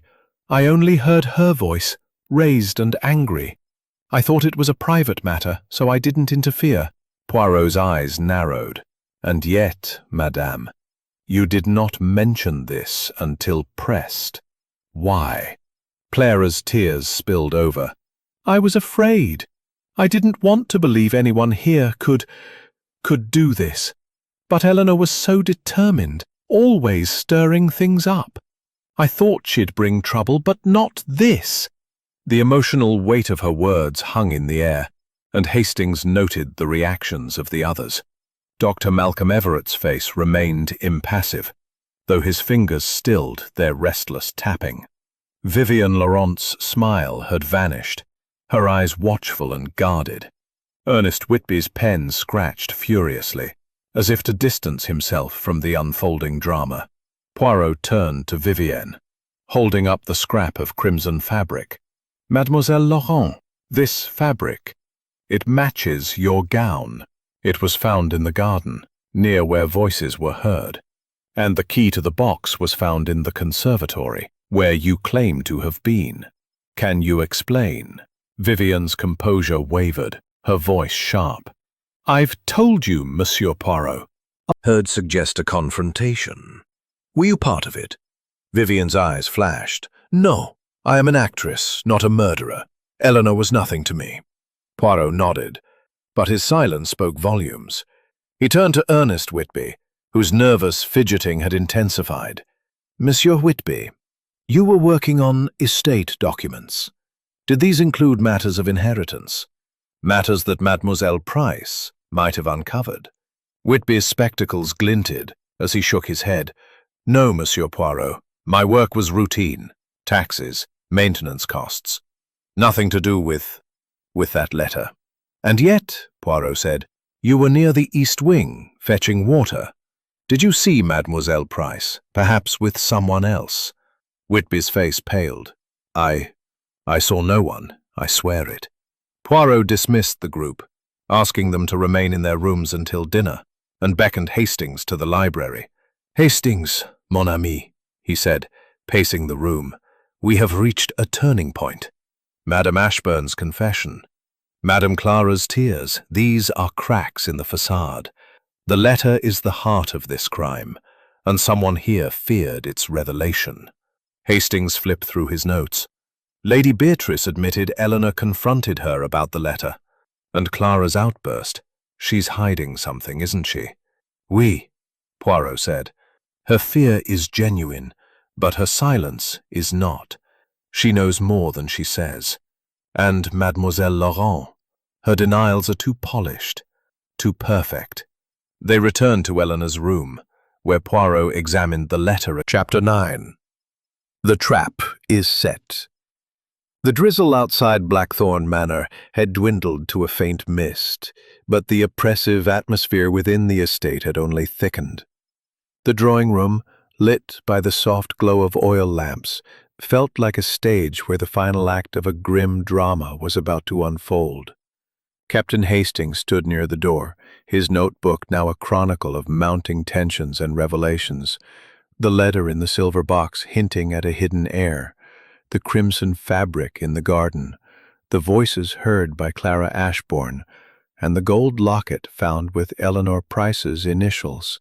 Each clue tightened the web of suspicion, and Hercule Poirot, standing by the fireplace with his hands clasped behind his back, seemed to hold the threads of the mystery in his meticulous grasp. His eyes, bright and unyielding, scanned the assembled guests, who sat in a state of restless anticipation. Lady Beatrice Ashbourne's composure was a fragile veneer, her hands trembling as they clutched her pearls. Sir Reginald Ashbourne's earlier bluster had given way to a brooding silence, his gaze fixed on the floor. Clara Ashbourne, her face pale and tear-streaked, twisted a fresh handkerchief, her eyes darting nervously. Dr. Malcolm Everett maintained his clinical calm, though a faint tension in his jaw betrayed his unease. Vivienne Laurent, the actress, sat with a studied grace, her dark eyes watchful, as if measuring every word. Ernest Whitby, the solicitor, clutched his notebook, his spectacles glinting as he avoided Poirot's gaze. Poirot stepped forward, his voice clear and commanding. Mesdames et messieurs, he began, we approach the heart of this tragedy. Mademoiselle Price was murdered, not by chance, but by design. The letter in the silver box, the key hidden in the conservatory, the locket with her initials, these are not accidents. They point to a secret someone would kill to protect. Tonight, I shall lay a trap to uncover the truth. A murmur of unease rippled through the group. Sir Reginald's head snapped up. A trap? What nonsense is this, Poirot? Just tell us who did it and be done with it. Poirot's mustache twitched, a sign of amusement. Patience, monsieur. The truth. It reveals itself only when the guilty feel the pressure. I propose a simple experiment. We shall gather in this room after dinner, and I shall open the silver box once more, in your presence. Perhaps its contents will provoke a reaction." Lady Beatrice's face drained of color. "Monsieur Poirot, the letter is private. Surely there's no need to air family matters publicly." Poirot's smile was polite but firm. "Madame, a murder has been committed." The conservatory, engraved with E.P. It belonged to Mademoiselle Price, oui? Yet it was hidden with the key. Who placed it there, and why? Lady Beatrice's voice was barely audible. "It was my mother's locket, passed to Eleanor. She wore it often. I don't know how it ended up in the conservatory." Vivienne Laurent leaned forward, her tone sharp. "You keep suggesting I had something to do with it, Monsieur Poirot. I was in the conservatory, yes, but I didn't hide anything. Someone is trying to frame me." Poirot's eyes gleamed. "Frame you, mademoiselle? An interesting choice of words. The crimson fabric matching your gown was found in the garden. The key and locket were in the conservatory. These are not coincidences, they are arrows pointing to the truth." Dr. Everett spoke, his voice cool. "You're building a case on assumptions, Monsieur Poirot. The fabric could belong to anyone, and the locket might have been dropped by accident." "Accident?" Poirot said softly. "Non, Monsieur le Docteur. In murder, there are no accidents.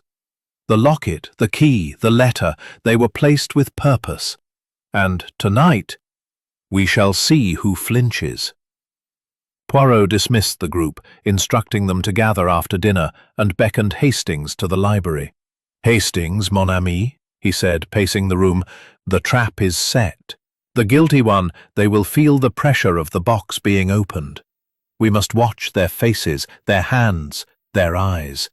The truth, it betrays itself in the smallest gestures." Hastings frowned, flipping through his notes. "You think the killer will reveal themselves when you open the box? But what if it's a bluff?" Poirot's smile was enigmatic. "A bluff, perhaps, but a calculated one. The letter threatens the Ashburn legacy. Someone here fears its exposure, someone with a motive tied to the estate or to the secret it holds." They returned to Eleanor's room, where Poirot examined the locket once more. Its gold surface was scratched, as if it had been forcibly removed. "This locket," he murmured, "it was not dropped by accident. It was hidden, perhaps to divert suspicion. But to whom?" A new clue emerged when the butler, tidying the East Wing corridor, found a small vial under a rug near Eleanor's room. The vial, empty but smelling faintly of bitter almonds, suggested cyanide, a poison that could have been used to incapacitate Eleanor before the fatal stab. Poirot's eyes lit up as he examined it. "This, Hastings, changes the picture. The stab wound was precise, but perhaps it was not the first act. The poison, it may have weakened her, making the murder easier." They returned to the drawing room, where dinner was a tense affair, the guests barely touching their food. Poirot announced that the box would be opened at 9 o'clock, precisely when Eleanor's scream had been heard. The reactions. Lady Beatrice's hands trembled. Sir Reginald's jaw tightened. Clara's eyes filled with tears. Everett's fingers stilled. Vivian's smile faded, and Whitby's pen scratched nervously. At 9, the group gathered in the drawing room, the silver box placed on a table at the center. Poirot held the key, his movements deliberate. "Mes amis," he said, "the moment of truth approaches. The letter inside this box holds a secret that cost Mademoiselle Price her life. Let us see what it reveals." He inserted the key, the lock clicking softly. The room was silent, save for the crackle of the fire and the faint patter of rain. As Poirot lifted the lid, revealing the letter, a stifled gasp broke the silence.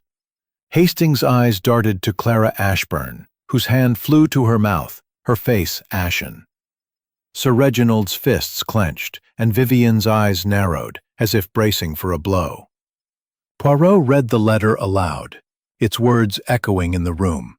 A secret marriage, a hidden heir, a fortune tied to the Ashburn estate. "This," he said, "is why Mademoiselle Price died." Someone here feared the truth it holds. Clara Ashburn burst into tears, her voice choked. "It's too much. I can't bear it. Eleanor found that letter, and she wouldn't let it go. She said it would change everything." Poirot's gaze softened, but his voice was firm. "Madame, what did she mean? Who did she threaten with this letter?" Clara shook her head, sobbing. "I don't know. She spoke to me in confidence, said she'd found proof of a scandal. She wanted to confront someone. I begged her to stop, but she wouldn't listen." The room erupted in murmurs, and Poirot raised a hand for silence. "Merci, madame. Your words bring us closer to the truth, but the trap is not yet sprung. We shall reconvene tomorrow, and I urge you to reflect. The killer is among us, and they cannot hide forever." As the guests dispersed, their faces etched with fear and suspicion, Hastings felt the tension peak. Clara's confession had cracked the mystery wide open, and the vial of poison suggested a deeper layer of calculation. Poirot, his mind a whirl of connections, whispered, "The trap is working, Hastings. The guilty one is nervous. Tomorrow, we shall see who breaks."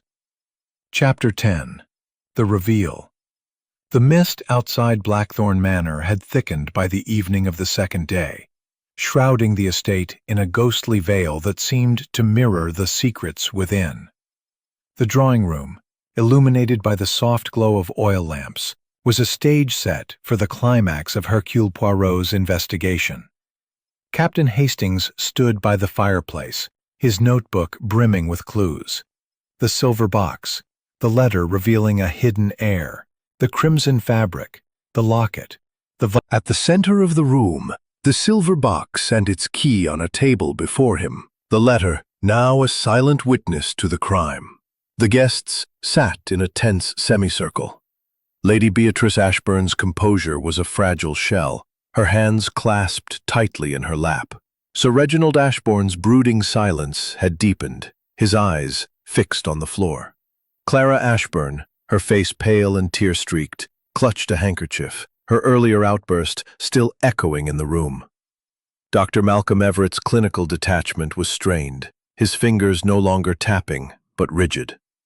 Vivian Laurent's studied charm had faded, her dark eyes watchful and guarded.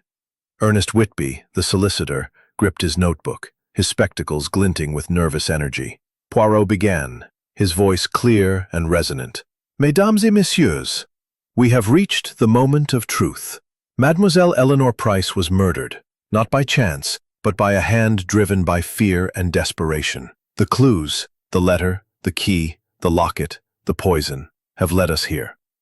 Tonight, I shall reveal the story of her death, step by step, and the one who wielded the fatal blow." A collective intake of breath followed, and Hastings' pulse quickened. Poirot held up the letter from the silver box. "This document," he said, "speaks of a secret marriage, a hidden heir, and a fortune tied to the Ashbourne estate. Mademoiselle Price discovered it, and her curiosity led to her death. But let us reconstruct the events of that fatal night." He paced slowly, his eyes sweeping the room. Dinner ended at 8. Mademoiselle Price retired to her room, clutching the silver box, which she had taken from the dining room. Why? Because she had found the letter and knew its significance. She wrote a note. "Meet me at 8:30. We must settle this tonight," and arranged a meeting with someone she believed was connected to the secret. Poirot turned to Clara Ashbourne, whose tears had begun anew. "Madame, you admitted Mademoiselle Price confided in you about the letter. She spoke of confronting someone. I believe that someone was in this room." Clara's sob broke the silence. "I told her to let it go." "She wouldn't listen. She said the truth had to come out." Poirot nodded, his gaze shifting to Vivian Laurent. "Mademoiselle Laurent, The key to the box was found in the conservatory, where you claimed to be. The crimson fabric, matching your gown, was found in the garden, where voices were heard. You denied involvement, but the clues point to you. Vivian's eyes flashed. You accuse me, Monsieur Poirot? I had no reason to harm Eleanor. Not yet, Poirot said softly, but let us continue. The vial of cyanide, found near Eleanor's room, suggests she was poisoned first, weakened to ensure the stab wound would be fatal. The letter opener, precise and deadly, required knowledge, perhaps medical, perhaps military. He turned to Dr. Everett and Sir Reginald. Have the skill to strike such a blow. Monsieur Ashburn, your military training gives you similar precision, yet your alibis align, too perfectly, perhaps.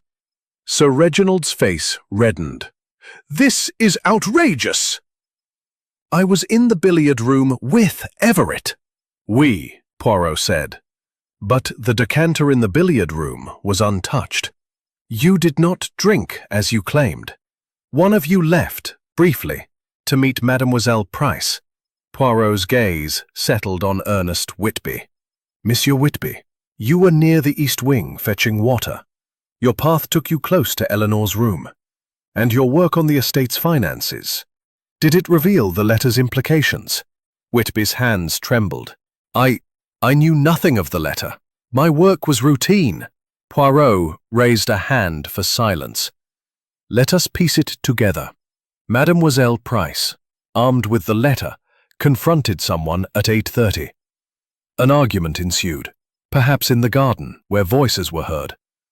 The killer, fearing exposure, poisoned her with cyanide, weakening her. They then entered her room, staged the open window to suggest an intruder, and stabbed her with the letter opener, ensuring her silence. The locket, torn from her neck, was hidden with the key to divert suspicion. He paused, his eyes locking onto Lady Beatrice. Madame Ashbourne, you knew of the letter's contents. You begged Eleanor to let it be. But when she persisted, did you act to protect the family's legacy? Lady Beatrice gasped, her hand flying to her throat. No, I loved Eleanor. I would never harm her. Poirot's gaze softened, but his voice was relentless. Then let us consider the true killer. The clues, the fabric, the key, the locket, point to Mademoiselle Laurent. But they are too obvious, too convenient. No, the killer is one who has hidden in plain sight. Their alibi crafted with care. He turned to Dr. Everett, whose composure faltered. Monsieur le Docteur, you were not in the billiard room the entire time. You left briefly to meet Mademoiselle Price. She confronted you about the letter, which revealed your connection to the hidden heir, your mother perhaps, or a secret you could not afford to expose. You poisoned her, then stabbed her to ensure her silence, staging the scene to implicate Mademoiselle Laurent. Everett's face paled, his voice sharp. This is absurd! You have no proof! Poirot held up the vial. This cyanide. It is a physician's tool, and the scuff mark in Eleanor's room, made by a shoe with a slight heel. Your shoes, monsieur, match this description. The locket, hidden with the key, was a clumsy attempt to shift blame. The room was silent, the guests frozen. Everett rose, his voice trembling. You're wrong, Poirot. I cared for Eleanor as a patient. I had no motive. Poirot's eyes gleamed. But you did, Succeeded. But the little grey cells of Hercule Poirot, they do not fail. Everett's composure crumbled, his hands shaking. I didn't mean to kill her. She wouldn't stop. She threatened to ruin everything. The room erupted in gasps. Clara sobbed, Sir Reginald roared, and Lady Beatrice buried her face in her hands. Poirot raised a hand for silence. The police will arrive tomorrow, Monsieur Everett. You will answer for your crime. The truth. It is revealed. As the guests dispersed, stunned and shaken, Hastings felt the weight of the revelation. Poirot's trap had worked, exposing Everett's guilt through the pressure of the clues and the letter's truth. The manor, once a prison of secrets, now stood exposed, its shadows banished by Poirot's relentless logic.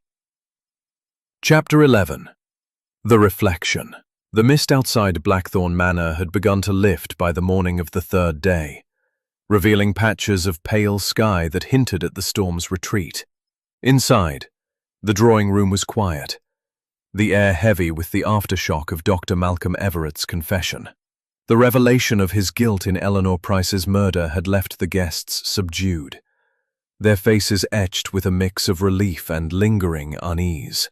Captain Hastings stood by the window, his notebook now a testament to the intricate puzzle Hercule Poirot had unraveled. The silver box, the letter, the crimson fabric, the locket, the vial of poison, all had pointed to Everett, whose carefully constructed alibi had crumbled under Poirot's relentless logic. Yet as the manor settled into an uneasy calm, Hastings sensed that Poirot's work was not quite complete. Poirot stood by the fireplace, his small figure immaculate in his tailored suit, his moustache perfectly waxed despite the tumultuous events. His eyes, bright and reflective, surveyed the room with a quiet satisfaction, though a trace of melancholy lingered in his expression.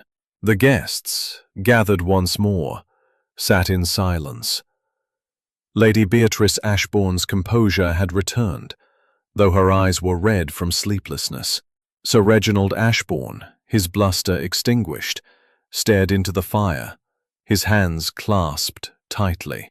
Clara Ashbourne's tears had dried, but her face was pale, her handkerchief a crumpled relic of her distress. Vivienne Laurent, her charm subdued, sat with a thoughtful air, as if reassessing her role in the drama. Ernest Whitby, the solicitor, scribbled notes, though his pen moved more slowly now, as if the weight of the truth had dulled his usual fervor. Poirot cleared his throat, drawing the room's attention. "Mesdames et messieurs," he began, his voice soft but resonant. "The tragedy of Mademoiselle Price's death has been resolved. The murderer, Dr. Everett." Murder, mes amis, is never a simple act. It is born of fear, greed, or desperation. In this case it was fear. Fear of a secret that threatened to upend a legacy. The letter in the silver box, it spoke of a hidden heir, a truth that Dr. Everett could not allow to surface. Mademoiselle Price, with her stubborn curiosity, uncovered this secret and paid the ultimate price. Lady Beatrice's voice trembled as she spoke. "Monsieur Poirot, I should have stopped her. If I had been firmer, perhaps she would still be alive." Poirot's gaze softened. "Madame, you cannot blame yourself." The heart of Mademoiselle Price was bold, her spirit unyielding. She sought the truth, and in doing so, she exposed a lie that could not remain hidden. Hastings, listening intently, noted the philosophical tone in Poirot's voice. It was a familiar ritual, the moment when Poirot, having solved the case, turned his mind to the deeper truths it revealed. He turned to Sir Reginald, whose silence was heavy. "Monsieur Ashbourne, you loved your niece, yet you clashed with her.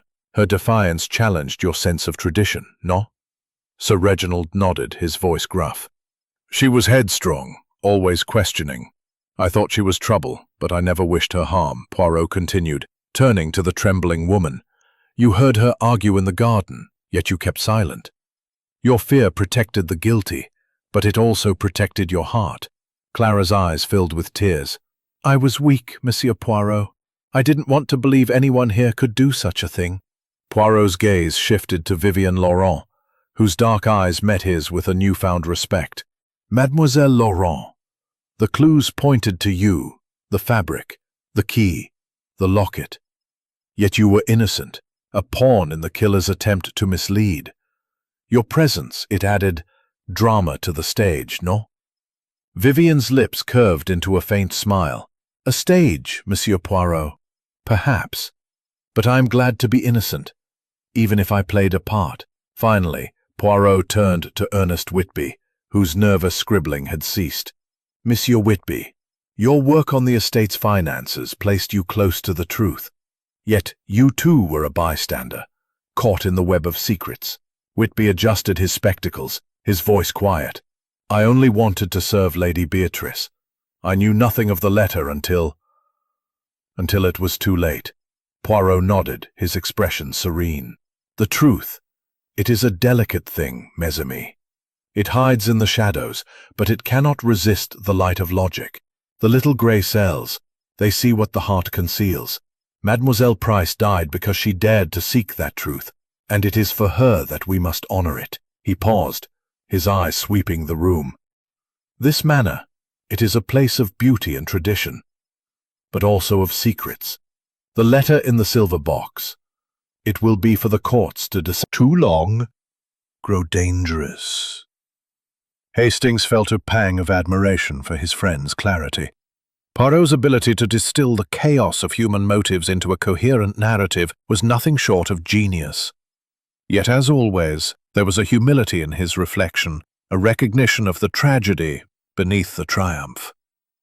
Poirot turned to Hastings, his voice low. Mon ami, you have been my faithful companion, as always. Your notes, they have preserved the details that led us to the truth. But now it is time for Poirot to depart. Hastings frowned, sensing the finality in his friend's tone. You're leaving already, Poirot. The police haven't even arrived. Poirot smiled faintly. The police, they will handle the formalities. My work here is done. The truth is revealed, and the guilty will face justice. But I confess, Hastings, these cases, they weigh on the heart. I shall return to the village inn, and perhaps enjoy a tisane in peace. As the guests dispersed, their faces a mix of relief and sorrow, Poirot gathered his coat and hat. Lady Beatrice approached, her voice soft. Monsieur Poirot, how can I thank you? You've brought justice to Eleanor, even if it breaks my heart. Poirot bowed slightly. Madame, justice is its own reward, but guard your secrets more carefully in the future, no? They have a way of escaping. He turned to Hastings, his eyes twinkling. Come, mon ami. The roads are clearing and the world awaits. But first, a little rest for the little grey cells. As they stepped into the misty morning, the manor looming behind them, Hastings felt the weight of the case lift, replaced by a quiet awe. Poirot's genius had once again unravelled a tapestry of deception, revealing not just a murderer, but the fragile humanity beneath. The truth had been served, and Blackthorn Manor, though scarred, could begin to heal. Chapter 12. Echoes of the Past. The mist that had cloaked Blackthorn Manor for days was finally dissipating, revealing the Devon countryside in muted shades of green and gold. Inside, the drawing room retained its air of sombre elegance, though the tension that had gripped the guests was now tinged with resignation. The revelation of Dr. Malcolm Everett's guilt in Eleanor Price's murder had brought a measure of closure, but the scars of the tragedy lingered. Captain Hastings stood by the window, his notebook a chronicle of the intricate puzzle Hercule Poirot had so masterfully solved. The silver box, the letter, the crimson fabric, the locket, and the vial of poison had all pointed to Everett, whose confession had exposed a motive rooted in a long-buried secret. Yet as the morning unfolded, Hastings sensed that Poirot was not entirely ready to close the case. Poirot stood near the fireplace, his neat figure as impeccable as ever. His moustache Sat in a subdued silence. Lady Beatrice Ashbourne, her composure restored but fragile, clutched a cup of tea, her eyes distant. Sir Reginald Ashbourne, his earlier fury spent, stared at the floor, his hands clasped tightly. Clara Ashbourne, though no longer weeping, seemed diminished, her handkerchief a constant companion. Vivienne Laurent's charm had softened, her dark eyes thoughtful rather than guarded. Ernest Whitby, the solicitor, scribbled in his notebook, though his movements were mechanical, as if grappling with the aftermath. Poirot cleared his throat, his voice calm but resonant. Mesdames et messieurs, He began. The truth of Mademoiselle Price's murder has been revealed, and Dr. Everett will face justice. But there is more to this tragedy than the act itself. The letter in the silver box, it is not merely a motive. It is a window into the past, a past that shaped the present. Today, we shall explore its echoes. Lady Beatrice stirred, her voice soft. Monsieur Poirot, must we dwell on it? The letter has caused enough pain. Let it be buried with Eleanor. Poirot's gaze was gentle but firm. Madame, the truth, once uncovered, cannot be buried. The letter speaks of a secret marriage and a hidden heir, a scandal that threatened the Ashbourne legacy. Mademoiselle Price's curiosity uncovered it, but she was not the first to know, was she? Lady Beatrice's hands trembled, and she set her cup down. My husband, he kept many secrets. I knew of the letter, but I thought it was forgotten, locked away in that box. I never imagined it would lead to this. Poirot nodded, turning to the group. The past, mes amis, it has a way of reaching into the present. Dr. Everett acted to protect a claim tied to that letter, a claim to the estate, perhaps through his mother, who was named in the document. But let us consider, who else knew of this secret? Sir Reginald's head snapped up. Are you suggesting there's more to this, Poirot? Everett confessed. The case is closed. Oui, monsieur, Poirot said, but a confession does not erase the ripples of a crime. The letter, it was known to others, no? Madame Clara, you heard voices in the garden, an argument involving Mademoiselle Price. Was it only Dr. Everett she argued with? Clara's eyes widened, her voice barely audible. I don't know. I heard her voice, angry, but I couldn't make out the other. I thought it was a private matter. Passionate. She spoke of secrets, of wanting to right wrongs. But she didn't share details with me. I wish she had. Poirot's gaze shifted to Ernest Whitby, whose pen had stilled. Monsieur Whitby, your work on the estate's finances placed you close to its secrets. Did you know of the letter, or of the heir it named? Whitby's face paled, his spectacles glinting. I knew of rumors, old family disputes, but the letter? No, I only learned of it when you opened the box. Poirot nodded, his expression unreadable. The past, it leaves echoes, letters, lockets, secrets whispered in the dark. Mademoiselle Price heard those echoes and sought to bring them to light. Her courage cost her life. But it has also freed this house from its burden. Hastings, listening intently, felt a pang of admiration for Poirot's ability to weave the case into a broader tapestry of human nature. The detective's reflections were not just about the crime, but about the frailties that drove it. Poirot beckoned Hastings to the library, where they could speak privately. Hastings, mon ami, he said, pacing the room. This case, it reminds me others, a secret buried, a family divided, a truth that destroys. The letter was the spark, but the fire was lit by fear. Hastings frowned, flipping through his notes. Do you think there's more we missed? Someone else involved? Poirot's eyes gleamed. Not involved, perhaps, but complicit in silence. The Ashbournes, they knew of the letter's existence, even if not its full contents. Their silence allowed Everett to act. But the truth, it is out now, and it will shape their future. A soft knock interrupted them. The butler entered, his face grave. "Monsieur Poirot, the police have arrived. The roads are clear, and they wish to speak with you." Poirot nodded, his expression serene. "Merci. The formalities, they must be observed. But the work of Poirot is complete." As they returned to the drawing room, the police, a stern inspector and 2 constables, were already questioning Dr. Everett, who sat handcuffed, his face a mask of resignation.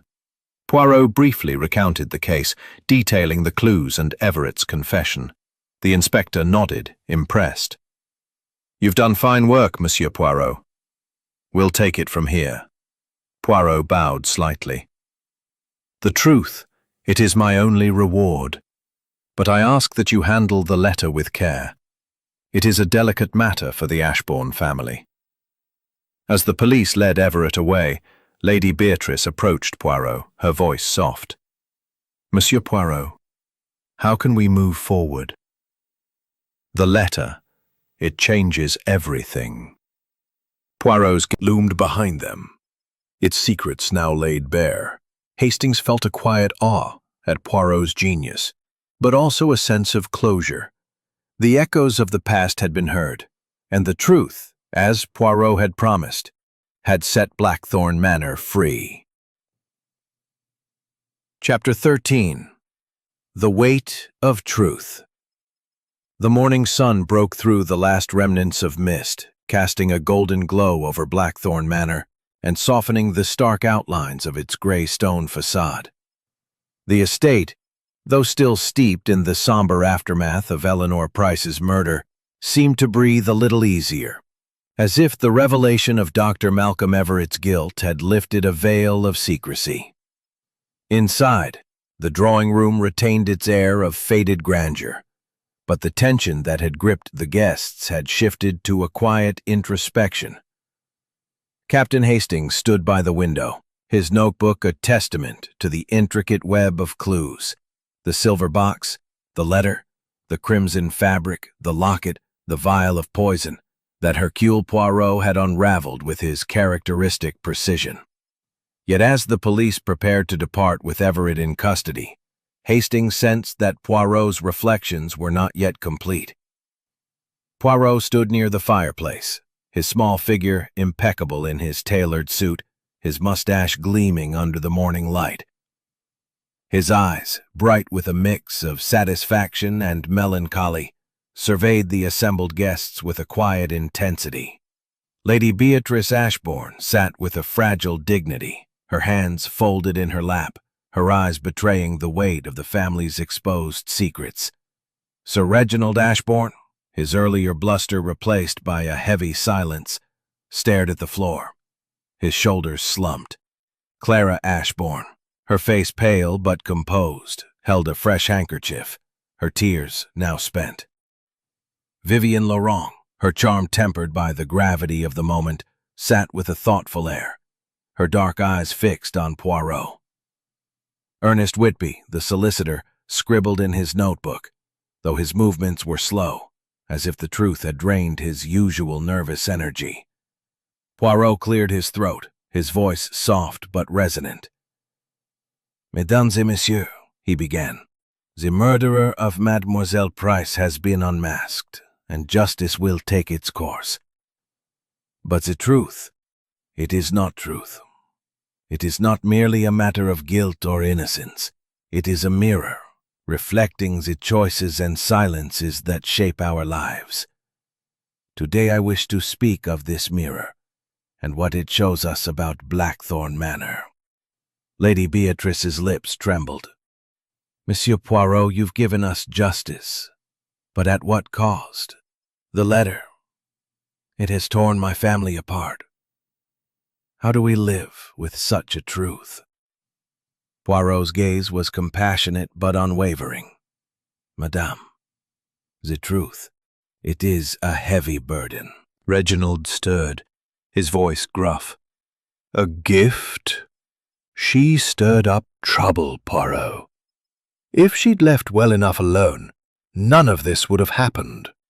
Poirot's moustache twitched, a sign of gentle reproach. Monsieur, to leave well enough alone is to let secrets fester. Mademoiselle Price challenged the silence that protected Dr. Everett's motive. His fear of losing a claim to the estate drove him to murder, but it was the silence of others that allowed him to act.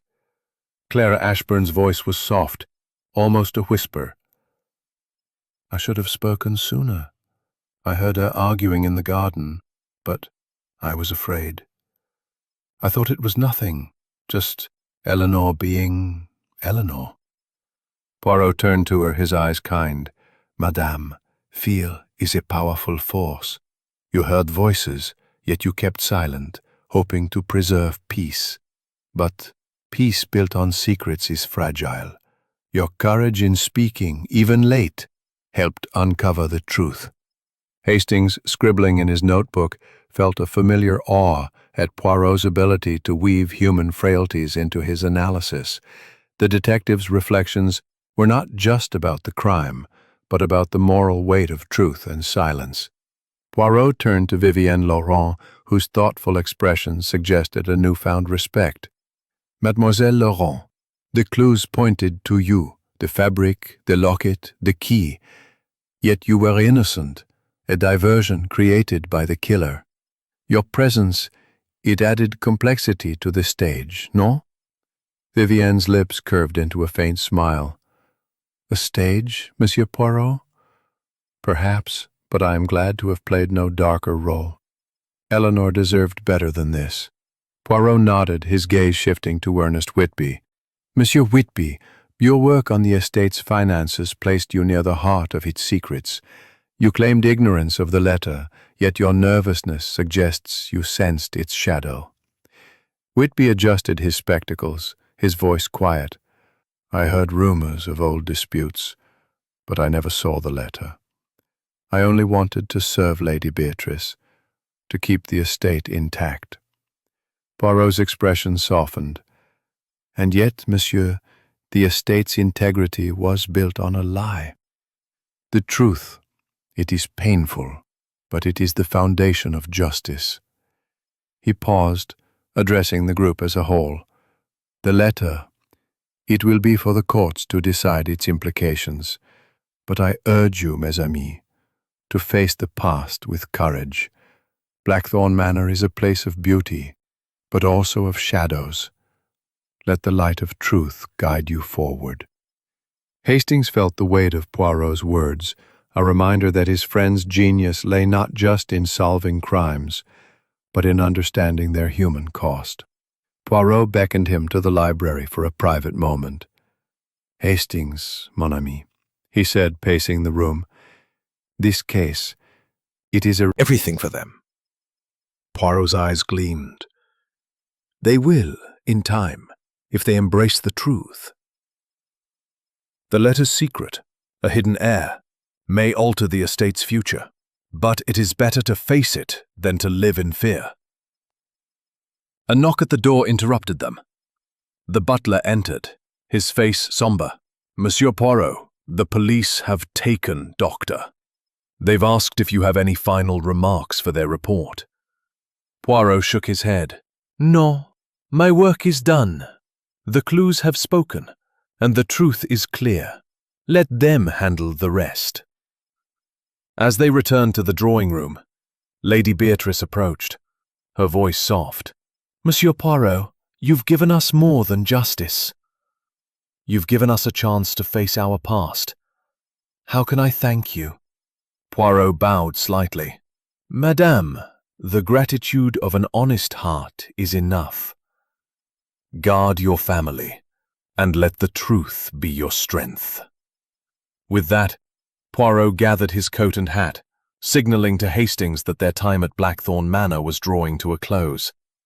As they stepped into the brightening morning, the estate stood behind them, its secrets laid bare. Hastings felt a quiet pride in his friend's work, but also a sense of closure. The weight of truth had been felt, and Blackthorn Manor, though forever changed, could begin to rebuild. Chapter 14. The Final Threads. The sun climbed higher over Blackthorn Manor, its rays piercing the last wisps of mist and bathing the estate in a tentative warmth. The Devon countryside stretched out in quiet splendor, but within the manor's walls, the air remained heavy with the aftermath of Eleanor Price's murder and Dr. Malcolm Everett's unmasking. The drawing room, with its polished mahogany and crimson drapes, held a subdued elegance, as if the house itself were mourning. Captain Hastings stood by the window, his notebook a testament to the intricate tapestry of clues. The silver box, the letter, the crimson fabric, the locket, the vial of poison, that Hercule Poirot had woven into a coherent truth. Yet as the police finalized their preparations to depart with Everett, Hastings sensed that Poirot was not entirely ready to leave the case behind. Poirot stood near the fireplace, his small figure impeccable in his tailored suit, his mustache gleaming like a badge of precision. His eyes, sharp yet tinged with a reflective melancholy, surveyed the assembled guests with a quiet intensity. Lady Beatrice Ashbourne sat with a fragile dignity, her hands folded, her face a mask of resolve tempered by sorrow. Sir Reginald Ashbourne, his earlier fire extinguished, leaned heavily in his chair, his gaze distant. Clara Ashbourne, her tears spent, clutched a handkerchief, her expression one of quiet resignation. Vivienne Laurent, his usual vigor. Poirot cleared his throat, his voice calm but resonant. Mesdames et messieurs, he began, the tragedy of Mademoiselle Price's death has been resolved, and Dr. Everett will answer for his crime. But a case such as this, it leaves threads that must be tied, questions that linger in the heart. Today, I wish to address these final threads, to ensure that Blackthorn Manor may find peace. Lady Beatrice's voice was soft, almost pleading. Monsieur Poirot, you've done so much already. Is there more to uncover? The letter has caused enough pain. Poirot's gaze was compassionate but firm. Madame, the letter was the spark of this tragedy, but it is not the only thread. The silences, the half-truths, the fears, they wove the web that trapped Mademoiselle Price. We must understand them to prevent further sorrow. He turned to the group, his hands clasped behind his back. The letter in the silver box spoke of a hidden heir, a secret marriage that threatened the Ashbourne legacy. Dr. Everett acted to protect his claim, but others knew of the letter's existence, no? Madame Clara, you heard Mademoiselle Price argue in the garden. Was there another voice you recognized? Perhaps faintly. Clara's hands trembled, her eyes darting to her husband. I wasn't sure. It was dark, and the storm was loud. I thought it was just Eleanor's voice, angry and sharp. I didn't want to believe it was anyone here. Poirot nodded, his tone gentle but probing. And yet, Madame, your silence protected someone, perhaps unwittingly. The truth, it requires courage, even when it pains us. Sir Reginald stirred, his voice gruff.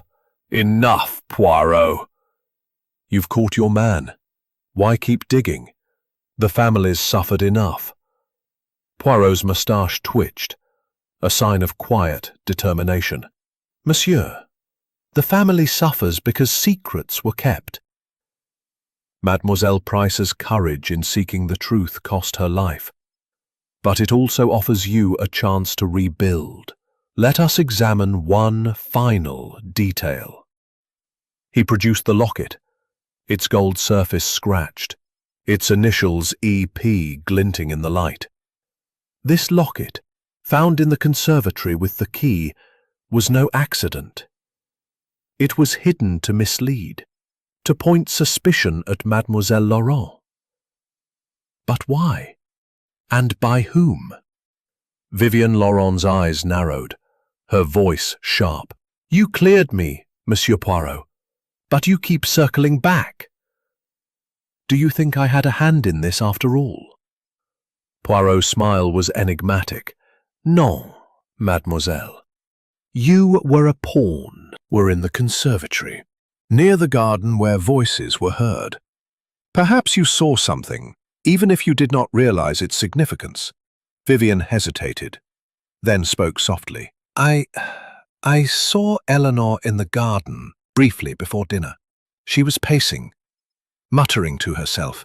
I thought she was upset about family matters. I didn't approach her. Poirot nodded, turning to Ernest Whitby. Monsieur Whitby, your work on the estate's finances placed you close to its secrets. Did you ever suspect a hidden claim, a shadow over the inheritance? Whitby's spectacles glinted as he shook his head. I knew of disputes, old rumors, but nothing concrete. My job was to manage accounts, not unearth scandals. Poirot's expression softened. And yet, monsieur, your presence here, your nervous diligence, suggests you sensed the weight of those rumors. The truth, it leaves its mark. He addressed the group as a whole. The final threads of this case are these. The silences that allowed Dr. Everett to act, the fears that kept the letter hidden, the courage of Mademoiselle Price to challenge them. The estate's future, it will be shaped by how you face these truths. Hastings, scribbling in his notebook, felt a familiar awe at Poirot's ability to tie the case's loose ends into a moral framework. The detective's reflections were not just about solving the crime, but about guiding the living toward reconciliation. Poirot beckoned Hastings to the library for a private moment. Hastings, mon ami, he said, pacing the room. This case, it is a reminder that truth is both a weapon and a balm. The letter exposed a wound, but it also offers healing, if the Ashbournes choose it. Hastings frowned, flipping through his notes. Do you think they'll confront the letter's implications? A hidden heir could upend everything. Poirot's eyes gleamed. They must, mon ami. The truth, once revealed, cannot be ignored, but they have the strength to face it. If they choose honesty over silence. A knock at the door interrupted them. The butler entered, his face somber. Monsieur Poirot, the police have completed their interviews and are preparing to leave with Dr. Everett. They thank you for your assistance. Poirot nodded. Merci. My work here is done. The truth has been served, and the rest is for the courts. As they returned to the drawing room, Lady Beatrice approached, her voice soft. Monsieur Poirot, you've given us a path forward, painful though it is. How can we rebuild after such a loss? Poirot bowed slightly. Madame, rebuild with openness. The letter's truth is yours to face together. Let it strengthen, not divide, your family. With that, Poirot gathered his coat and hat, signaling to Hastings that their time at Blackthorn Manor was at an end. As they stepped into the sunlit morning, the estate stood behind them, its secrets no longer hidden. Hastings felt a quiet, also a sense of hope. The final threads had been tied, and Blackthorn Manor, though scarred, could begin to mend. Chapter 15. The Departure. The sun hung high over Blackthorn Manor, its golden light bathing the Devon countryside in a serene glow that belied the turmoil of the past few days. The estate, with its ivy-clad walls and imposing silhouette, stood as a silent witness to the tragedy of Eleanor Price's murder and the unmasking of Dr. Malcolm Everett. The air was clear now, the mist and storm of fading memory. Yet within the manor's walls the echoes of truth lingered. Captain Hastings stood by the window of the drawing room, his notebook a complete chronicle of the case. The silver box, the letter revealing a hidden heir, the crimson fabric, the locket, the vial of poison, and the relentless logic of Hercule Poirot, who had woven these clues into a tapestry of justice. As the police prepared to depart with Everett in custody, Hastings sensed that Poirot's final reflections would bring closure to the case. Poirot stood near the fireplace, his small figure as impeccable as ever in his tailored suit, his mustache gleaming with its usual precision. His eyes, bright with a mix of satisfaction and quiet contemplation, surveyed the assembled guests with a calm authority. Lady Beatrice Ashbourne sat with a newfound resolve, her hand steady, her face etched with sorrow but also determination.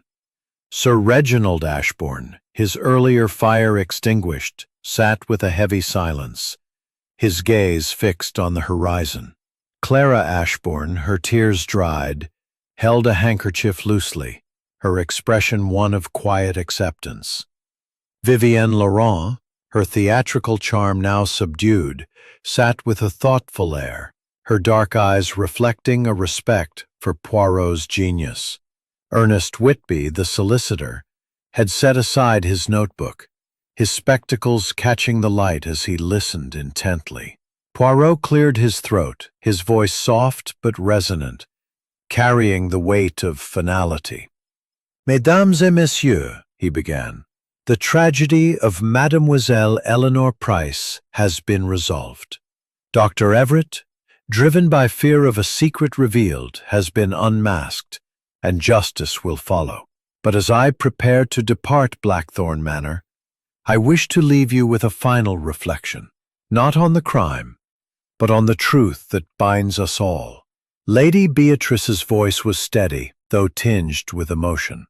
"Monsieur Poirot, you've given us more than justice. You've given us a chance to face our past. But how do we move forward from such pain?" Poirot's gaze was warm, almost paternal. "Madame, the truth, it is a double-edged sword. It cuts deeply, but it also heals. The letter in the silver box Was trouble, but she didn't deserve this. I wish I'd listened to her, understood her." Poirot nodded, his mustache twitching slightly. "Monsieur, regret is a heavy burden, but it is also a teacher." Mademoiselle Price challenged the silence that protected Dr. Everett's motive. Her defiance was her strength, and it is a lesson for us all. Clara Ashbourne spoke softly, her eyes fixed on Poirot. "I was afraid to speak, Monsieur Poirot.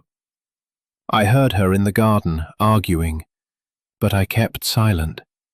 If I'd acted, could I have saved her?" Poirot's tone was gentle but firm. "Madame, the past cannot be changed, but your courage in speaking, even late, helped uncover the truth. Do not dwell on what might have been. Honor Mademoiselle Price by living with honesty." Hastings, scribbling the final entries in his notebook, felt a profound admiration for Poirot's ability to blend logic with compassion. The detective turned to Vivienne Laurent, whose thoughtful expression suggested a deeper understanding of the case. "Mademoiselle Laurent, you were a pawn in the killer's game. The fabric, the locket, the key, all placed to mislead. Yet your presence added a spark to this drama, no?" Vivienne's smile was faint, but genuine. "A spark, Monsieur Poirot? Perhaps, but I'm glad to have been merely a player, not the villain. Eleanor's courage. It was inspiring." Poirot's eyes gleamed as he turned to Ernest Whitby. "Monsieur Whitby, your work on the estate's finances placed you near its secrets. You sensed their weight, yet you remained loyal. That loyalty, it is a strength, but let it be tempered with openness." Whitby nodded, his voice quiet. "I'll remember that, Monsieur Poirot. The truth. It's more important than I realized." Poirot addressed the group as a whole, his voice rising with quiet conviction. "Mes amis, Blackthorn Manor is a place of beauty, but also of shadows. The letter's truth, a hidden heir, a legacy in question, will challenge you. But face it together, with courage and honesty, and you will find strength." The little grey cells, they have done their work, but it is your hearts that must carry you forward. Hastings felt the weight of Poirot's words, a reminder that his friend's genius lay not only in solving crimes, but in illuminating the human condition. Poirot beckoned him to the library for a final, private moment. "Hastings, mon ami," he said, pacing the room. "This case, it is a mirror of life itself, secrets hidden, truths revealed, hearts tested. The letter was the spark, but the fire was lit by human frailty." Unite. A knock at the door interrupted them. The butler entered, his face somber but respectful. "Monsieur Poirot, the police have departed with Doctor. They've left a note of gratitude for your assistance." Poirot nodded, his expression serene. "Merci. The formalities are complete.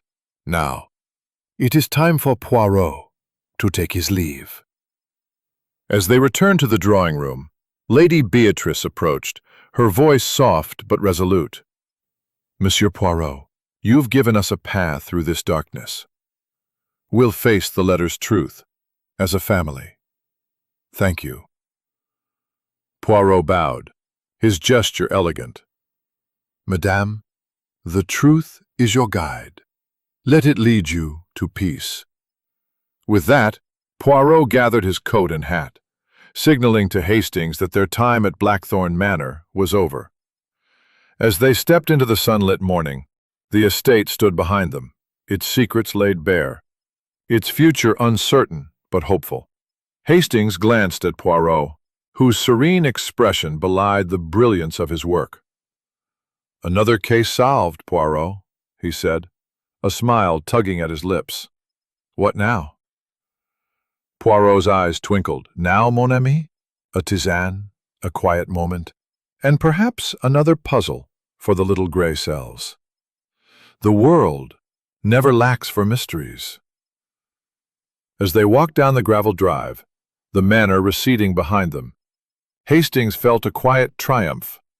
The truth had been served, the guilty unmasked, and Blackthorn Manor, though forever changed, stood on the threshold of renewal. Poirot's genius had prevailed, and the world, as he said, awaited their next adventure.